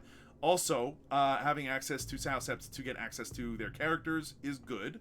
I think that Shadow Sun is actually good for her points. She's 135 points, and her 2 drones are worth 10 points apiece. One of them gives you reroll ones to hit, like effectively a free Marker-Light to a squad of your choice. The other one gives you a 6-up Feel No Pain without having to use an Ethereal, which means that you can use it, if you position it properly, it works when you're going second as well. And then she herself is a great candidate to just use Command and Control Node every turn, and if anybody gets too close, she's got Fusion Blasters and Missile Pod that, with Dark Strider's help, allows you to get +1 to wound. So she can fall back and shoot still, thanks to Dark Strider. She can get +1 to wound, thanks to Dark Strider. She actually works well with Dark Strider in general, which makes him slightly, like, might be worth the 15 extra points over a Fireblade. I'm not sure yet. And without her being Tau Sept, like, she doesn't really Overwatch any better. Nobody else does. And at that point, if I'm going to include Shadow Sun anywhere else, like, she's okay in a Fireside Enclaves detachment, because you can now include her as a Supreme Commander detachment, because she's a Supreme Warlord. But, like, yeah. I don't think Tau Sept is the best, but I do think that it might be the second best Sept for going for these kinds of lists.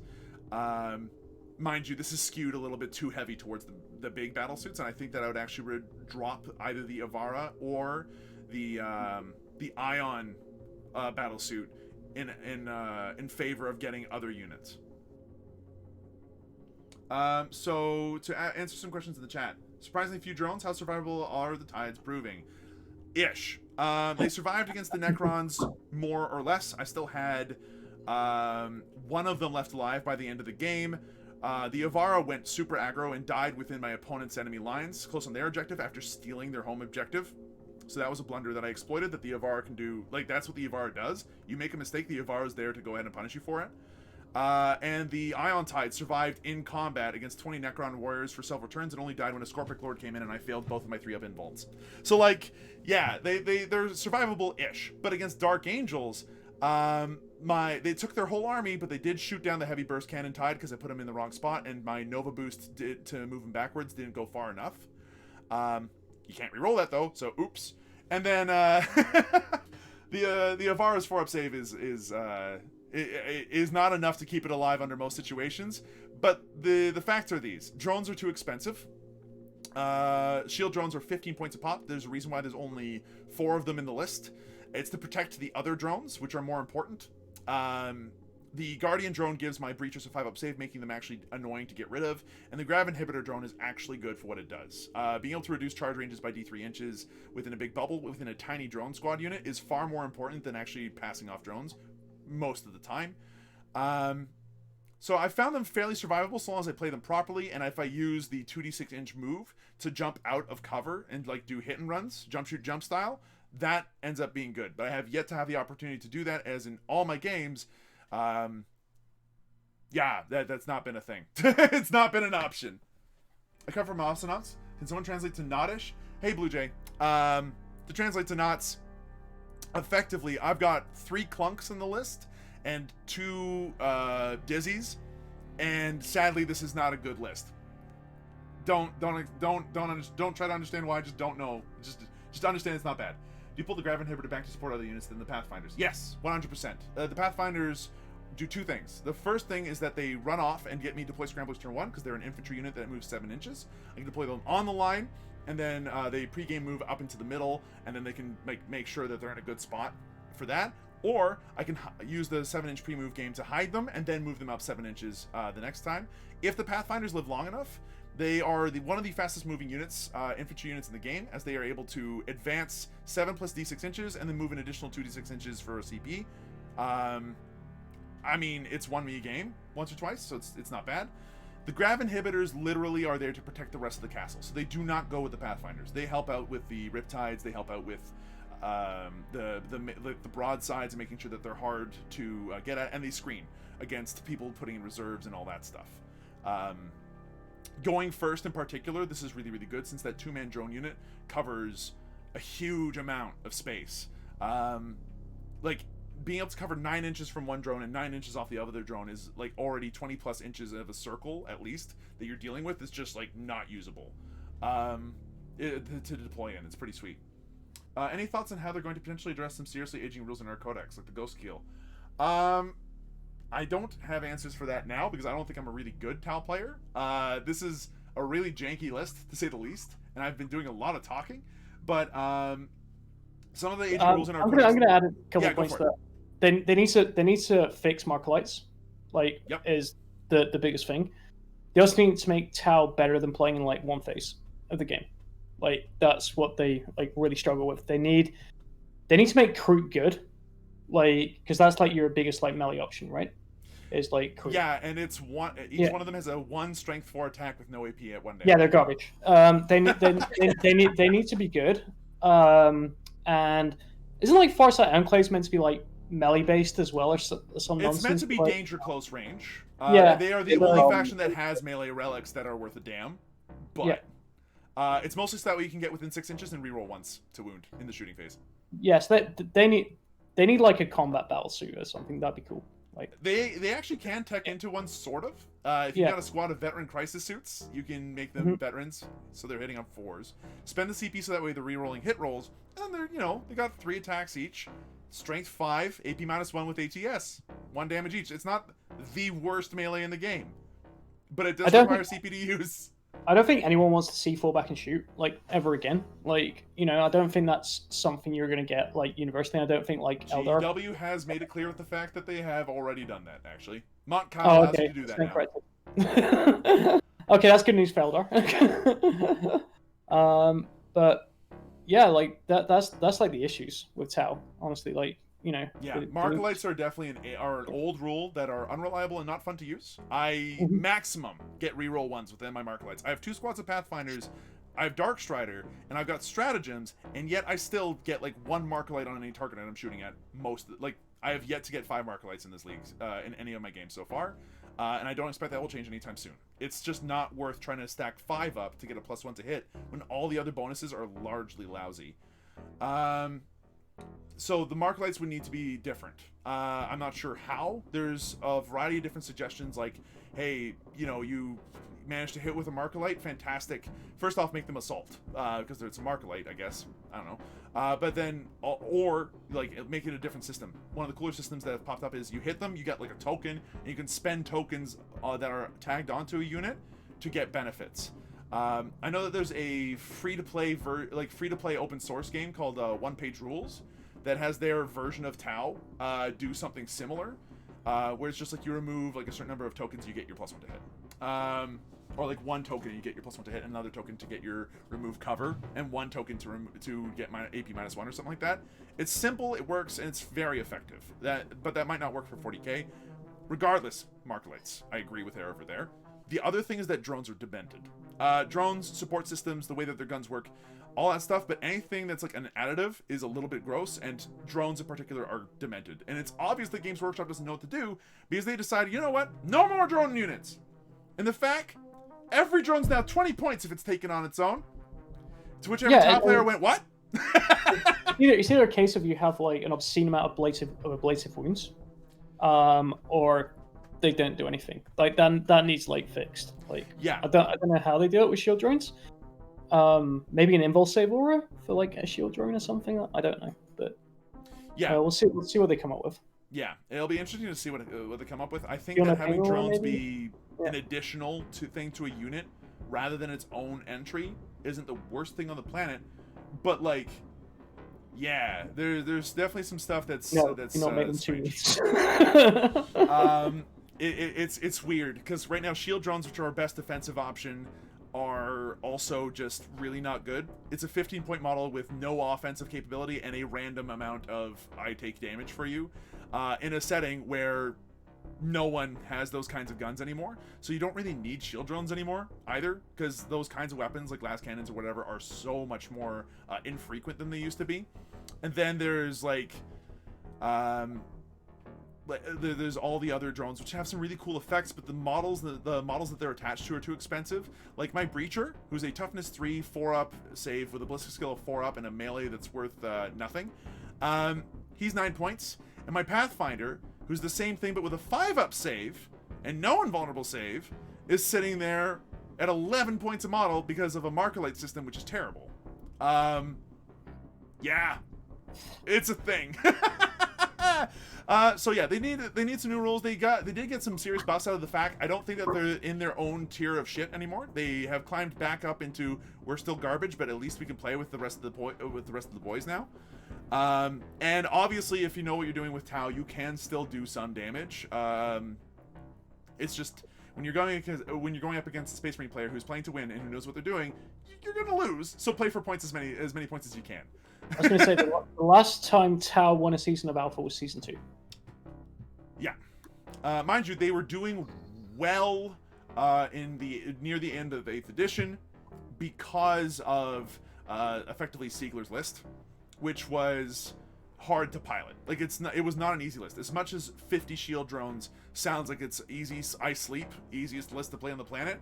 The positioning game that you had to play and the way that you had to move and be aggressive and everything was unbelievably complicated and made it a very difficult list to pilot, which is why you only heard like 2, maybe 3 names playing Tau at any given moment. And at a certain point, Space Marines did Tau lists better anyway with the Leviathan list at the time. So like now you've got that same problem where the only list that worked, has been effectively made useless by the mission parameters, and all your stuff is weird, and they're continuing to do weird things with some of the points, like the drones being 20 points and the commanders now being 180 points for a cold star with 4 fusion blasters, which don't even have the eradicator, like the new Melta rules, is like, what? So yeah, anyway, we need a new codex. Everybody does. Yeah, Eldar need a new codex. G-Star we'll Cultists need a new do codex. like thing probably like next week where we go over everything. Like we've done Chaos like today. We might do like Xenos like next week maybe. Yeah, instead of me taking up this entire thing, I should shut up. I'm sorry. It's all right. No, it's all good. It's all good. It's all interesting. But we'll actually get the poll up and discuss that and let people put questions into the chat as while we're discussing the poll, and then we can go through questions. Yeah, okay, so I'm going to go ahead and take a look at that poll. Where did I put the poll? Actually, it's a great question.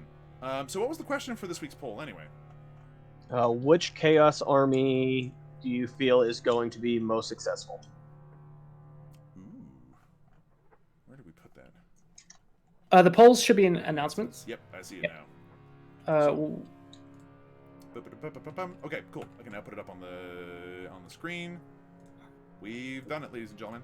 Okay, so which Chaos faction will perform the best during this season of Alpha? I'm going to go ahead and say Iron Warriors. See what I'm doing? Oh, wait, there's Chaos Soup. Get out of here. I'm going to go ahead and vote Chaos Soup because, like, we know. But let's see what everyone else thinks. So, which Chaos faction will perform the best during this season of Alpha? Well, it's an interesting split. Slanesh Demons taking top place, more or less, with 29% of the vote. Chaos Soup with 24% of the vote. Demon Soup with 18%, Death Guard at 16%, and then it drops off steeply with Zinch Demons, Nurgle Demons, Chaos Knights. Gay, what are you doing? And then Chaos Space Marine Soup with 1 vote each, pretty much. And then after that, no one cares for everything. Yeah, I know. I was gonna say like what. No one cares about those guys. Thousand Suns, Iron Warriors, World Leaders, Black Legions, Word Bearers, Emperor's Children, Alpha Legion, and Night Lords can all suck it. No one loves those guys, apparently. And you know what? Night Lords are probably the most emo out of the bunch. They're probably crying right now. So yeah, like Slanesh Demons, yeah, Keeper of Secrets, Demonettes. If you don't know how that works, we talked about that. No, but I'm just saying in general, if you don't know how that works, you've just been asleep like the entirety of 9th edition. Like, you should have come across it in at least one game by now.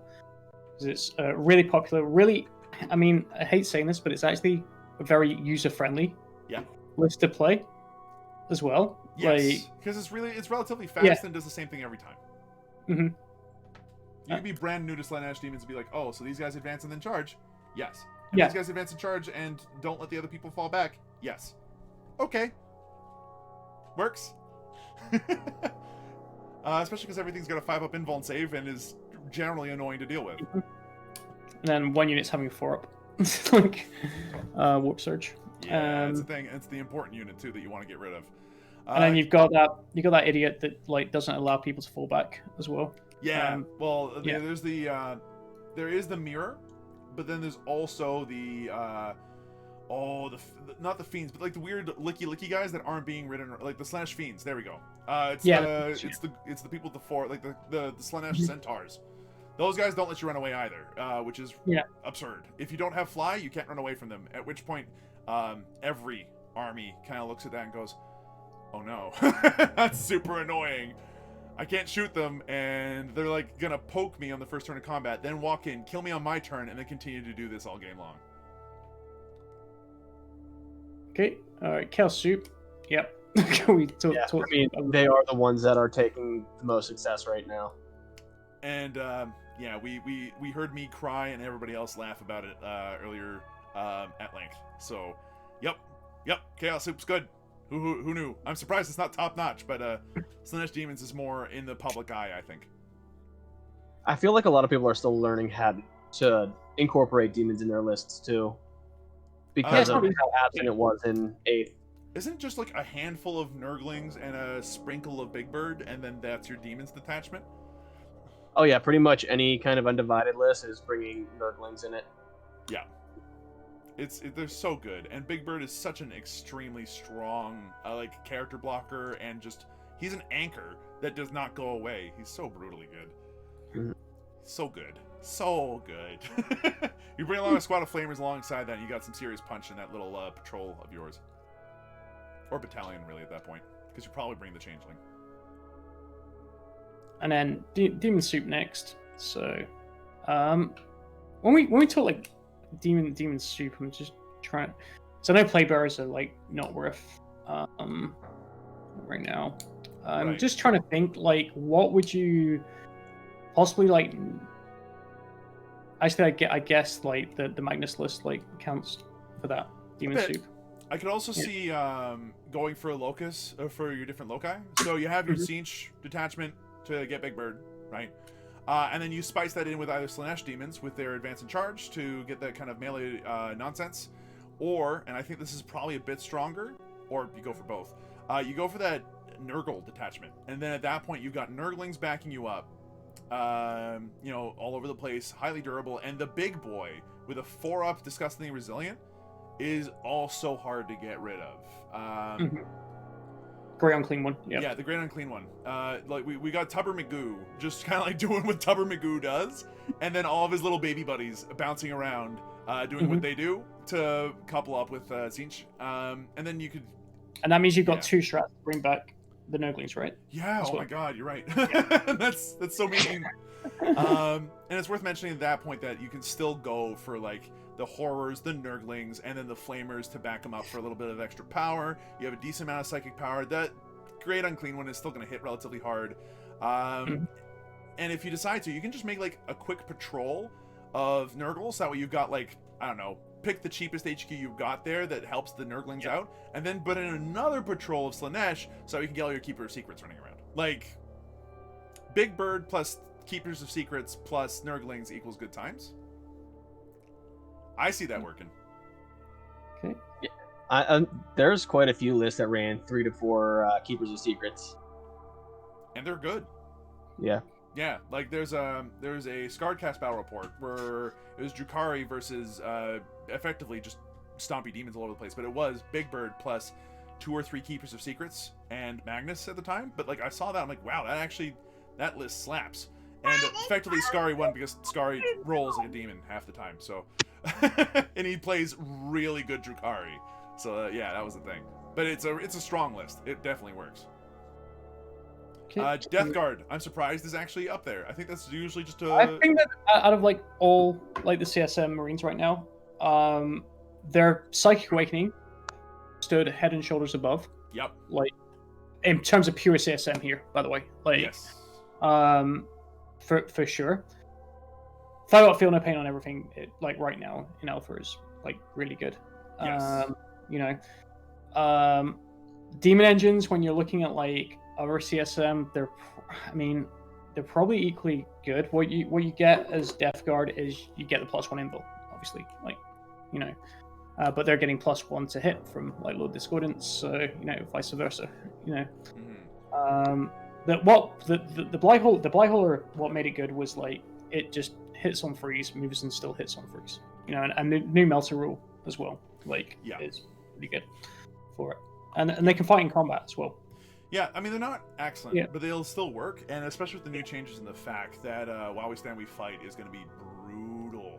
Oh, it's gonna be so fun. If they keep if there's a way to keep the 4-up invul on them, for sure. Yeah. Yeah, even if they have the 5-up invul, like a 5-up and a -1 damage is still going to Yeah. be brutal when that codex drops, I think. Mhm. Especially because there's going to be however many wounds of that stuff. Like, Yeah. That's a list that can literally just sit on your 2 home objectives and be like, okay, come and get me, dude. Zinch Demons, I think that the 2 people that voted for Zinch Demons probably saw Big Bird and went, yep, that's it. That's all you need. Well, I can We fully need- appreciate those 2 people. Thank you. And then Nurgle Demons, people look. The one person that voted for Nurgle Demons, Chaos Knights, and CSM Soup went Nurgle Demons. The one guy for Nurgle Demons was like, oh, I haven't had a bath in 3 days. I know that Nurglings are good. Nurgle Demons. Chaos Knights, they saw that one night list that did well for the Imperial Knights and went, Chaos Knights could do that, but with Nurglings. No, it can't. No, it can't. And then the one person that voted for Chaos Space Marines was like, man, I still feel bad about the Horus Heresy. I'm gonna vote for these guys anyway. So like, good for you. I mean, I'm not sure where the CSM Soup really kicks up. I'd like to know. Honestly, shows a problem with the game state right now. Like, if this, for example, had been a Space Marines like thing, Oh, every like chapter would have had votes. didn't we But this not is just- have that exact thing happen? This is Like, just a huge episode problem with the game state. Like using like really outdated rules for all these legions, like right now, is just terrible. You know? Well, you'll remember that the Xenos one that we did too had a similar issue where Harlequins was like, whoop, and then Yeah. like Tyranids, like a Hive Mind, were like, whoop, which is not reflected in the stats, by the Mhm. way. There's like a bajillion lists, and none of them have played, and it's weird. But like, yeah, you're right. The Space Marines ones and even the Imperial one, I'm sure, would be like new codexes are really good, and the Space Marines ones would be like, hey, look, even Imperial Fists has 1 fan. And like a bunch of people voting for Salamanders, White Scars, Iron Hands, whatever. Yeah, no, this definitely shows that there's some age here, and that the things that are doing well here are the things that got a really good Psychic Awakening. Not just like a sort of good one. Faith and Fury was good at the time, but Engine War did some shit. And the Death Guard one did some shit for both the Custodes and the Death Guard. Like, those brought those factions right back up into the game, and obviously 9th edition has been showing that demons do their shit well with Engine War. Exalted Demons are so good. So good. Yeah. That was such a great attribute that they've added to the Chaos Demons. And it's super flavorful, and it actually is really fun to roll for the abilities too, because it does actually work most of the time. Like for your Keepers of Secrets, you get the one with the one that you absolutely need, but then if you're running 3 of them, you roll for the other 2, because like all of them are good. I mean, really, there is no bad Exalted roll. So if you do want to roll for them, like you said, you're getting what you want anyway, in a way that's going to help you. Yeah. Like there are some of them where it's like, okay, Big Bird, you definitely want the 1 ability, right? You want that 6-up feel no pain. But but for like Corn as well, like there's going to be like some reasons why you want your Bloodthirsters to be your Bloodthirsters, but for Keepers of Secrets, all the options are good.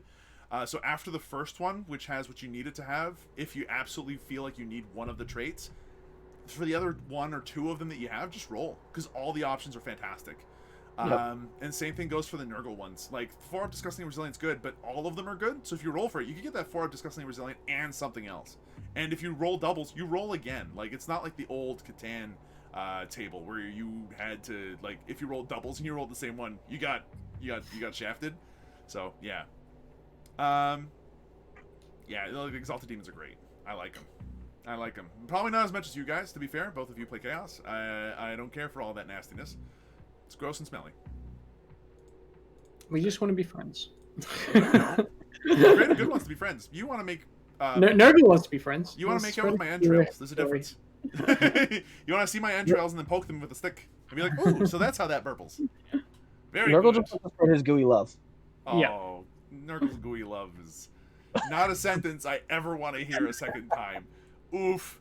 With that, I'm pretty sure I'm happy with calling it. Look, this stream... Oh, I got questions. Oh, you got... Oh, wait, we do have questions. I'm a moron. Of course we do. Sorry about that. Go for it. Shoot, question time. Chat, if you got questions, Shoot them now. I've been reading this whole time. Torrent Heart Slanesh with Big Bird is a great patrol. I agree. Let's keep going. However, when are you playing your games? So Death Guard data. This week, being ill, like obviously like screwed up a lot of stuff for me. Because when I did plan to play them, I couldn't. So it'll be this week, obviously. I've got everything scheduled in for this week to complete them. There's also another Death Guard player as well who's played like 0 games. So it's not just Araver's fault. Ladies and gentlemen, you heard it here. It's not just Araver's fault. Exactly. Got to share the blame. Yeah, you have to hunt down the other guy now at this point and get the shake them and be like, Blackguard times. Do we miss any more? Like, nope.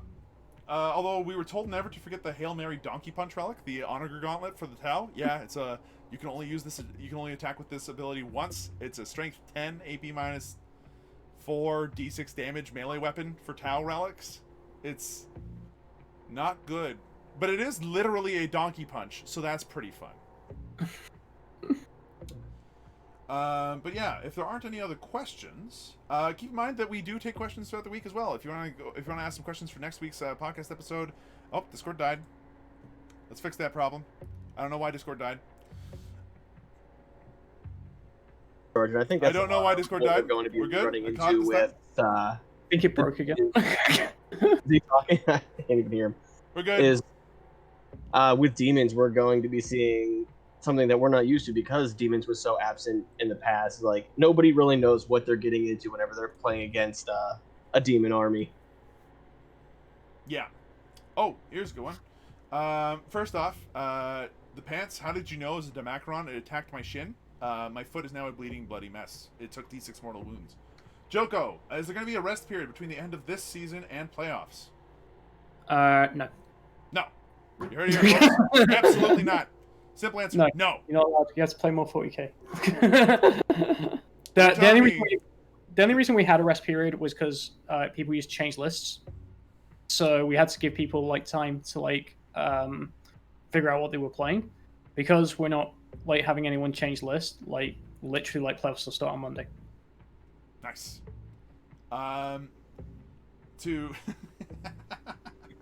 Sorry, I had another joke and I kind of forgot for a second, and I laughed at the pants. When he said that those of us who got on with our matches already had a 2-week rest already. Yeah. I just took my 2-week rest ahead of time. It's fine. I haven't played in 3 weeks anyway. Joko, ever the keener. There we go. Gotta remember, some people only have time to play like 1 match a week. Yeah. You gotta, and then it was Christmas as well, so we had to kind of like take that into account. Like next season, it will just be 4 weeks because there's like no reason for it like not to be. But yeah, if you get your games out of your way and then just wanna like play like there's plenty of other. Don't get me wrong. There's plenty of other events going on as well. Like so that's the thing you can. If you're the sort of person that plays all the games like in the first week and you're kind of sat there twiddling your thumbs, there's a lot of events going on. I suggest joining Trevi's Discord server because he posts like every event going out on TTS. Yeah. So he's kind of a hub and is trying to come up with like a universal like scoring system for all the online things and everything, right? So like it's almost the central hub for a lot of competitive play on TTS right now. So yeah, definitely check out Trevi's server. If you want some more information about Trevi or you want to hear what Trevi has to say about Thunderwolf Cavalry, check out episode 2, where we're over on our YouTube channel. And we appreciate you telling us that we're doing a good job. And by we, I mean Eravor. I would agree. Eravor's been doing excellent. And has been organizing a very tough tournament to organize. So good on him. Despite the fact that he hasn't played any of his games, he's still obviously Eravor is obviously still a hero. So that's a good idea. What kind of game even is it? Blue Jay, the game that we're talking about is Warhammer. It is a tabletop war game, so it's a strategy game. It's fun, but it's complicated. But it is fun. We do spend an incredible amount of time playing it and talking about it. Obviously, we just had a 3-hour-long podcast about it. I'm sorry. Yeah, if you want to see it, Slow Wolf does stream like games on here on TTS. I'm streaming another one tomorrow with somebody who's still learning. So there you go, perfect. And we will be streaming Alpha League playoff matches when we have a few more technical sort of things set up. I've got some. It's mostly just a schedule. We need more of the soft technology.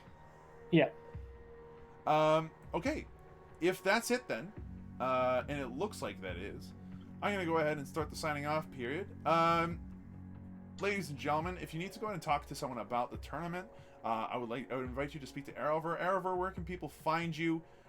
Discord. I keep everything in one place, so just message me on Discord.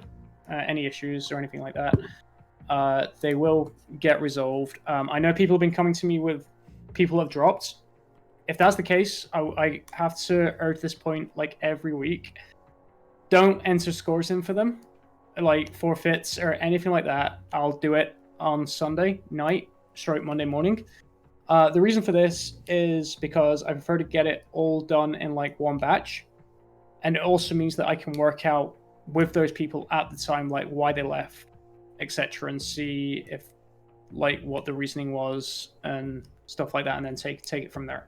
And it's much easier for me to do it all in one batch at one time than doing it for like each individual person having to keep going back and all this, that, and the other. And it means that all the results like populate like fully at the same time as well.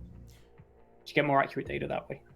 So definitely join the Alpha League Discord and talk with Arover if you have any questions about this kind of thing. And we're also back next Sunday. So if you have any questions and you absolutely need to tell it to our face and get a live response. One thing we did like last season of Alpha that was really popular in terms of like live stream like audience was we had a judges week. So we're going to have a couple of Alpha League judges coming on to talk about rules and that sort of thing because they know them a lot better than me. So probably get and if you've got any like rules questions, especially like going into like next season as well, it's a really good opportunity to talk to them about that as well. Yeah, especially if you've read the recent FAQ and you would like to see some rulings of what Alpha's thinking about for Season 7, that is the time. That is an excellent time anyway.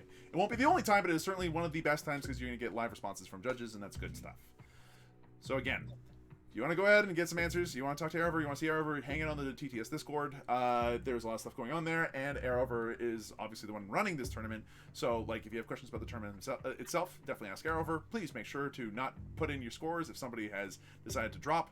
And there will be. It's been a lot better this season than it was last. People are actually listening. Yeah. I feel like just watching it's been very smooth. So yeah, so far it's been pretty smooth.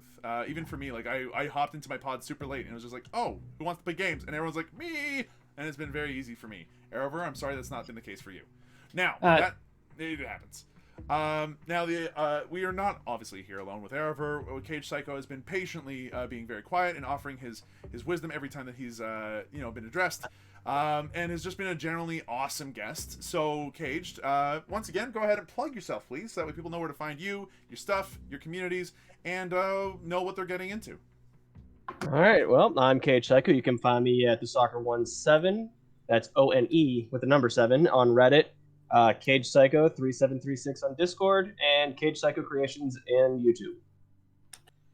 Yeah, and do check out all those things. They are not only all very, very interesting, but CagedPsycho has also been running his own Discord, helping to run, and has created his own Discord communities for Iron Warriors and Chaos, and they actually discussed a lot of the stuff that we discussed on today's podcast over there. Go ahead and poke him on the TTS Discord and see about that invite if you want to go ahead and speak to what seems to be a really chill, awesome little community, about 200 members strong now. That's not even that little anymore. That want to talk about all kinds of things, including demon engines and whether or not Leviathan Dreadnought's even remotely close to worth it. There's a link in the Discord. There's a link in the chat right now if you want to go ahead and check that out.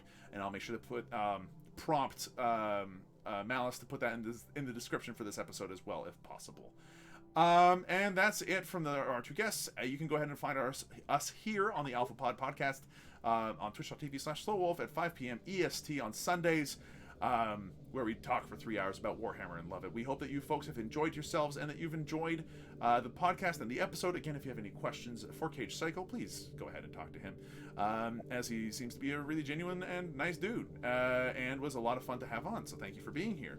Talk to Arover for any tournament things, and if you feel like hanging out and seeing me for whatever reason, I've got a Twitter, I've got a YouTube where it's very different than Warhammer. And then, like, you're gonna get lots of PMs in playoffs about streaming. So Yeah, that's fun. no, I'm looking forward to that. Honestly. I'm looking forward to that, and I'll be hopefully No. casting those with a variety of other people while we just chill, watch a Warhammer game, and maybe knock back a couple of beers, and then cry over terrible and good rolls. So yeah, that's it from us. Thanks for watching. Hope you folks enjoy yourselves. If you did, be sure to let us know.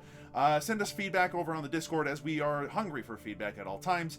And yeah, we'll see you guys next Sunday. We hope that you enjoyed the podcast, and we'll see you later. Bye, guys. Bye.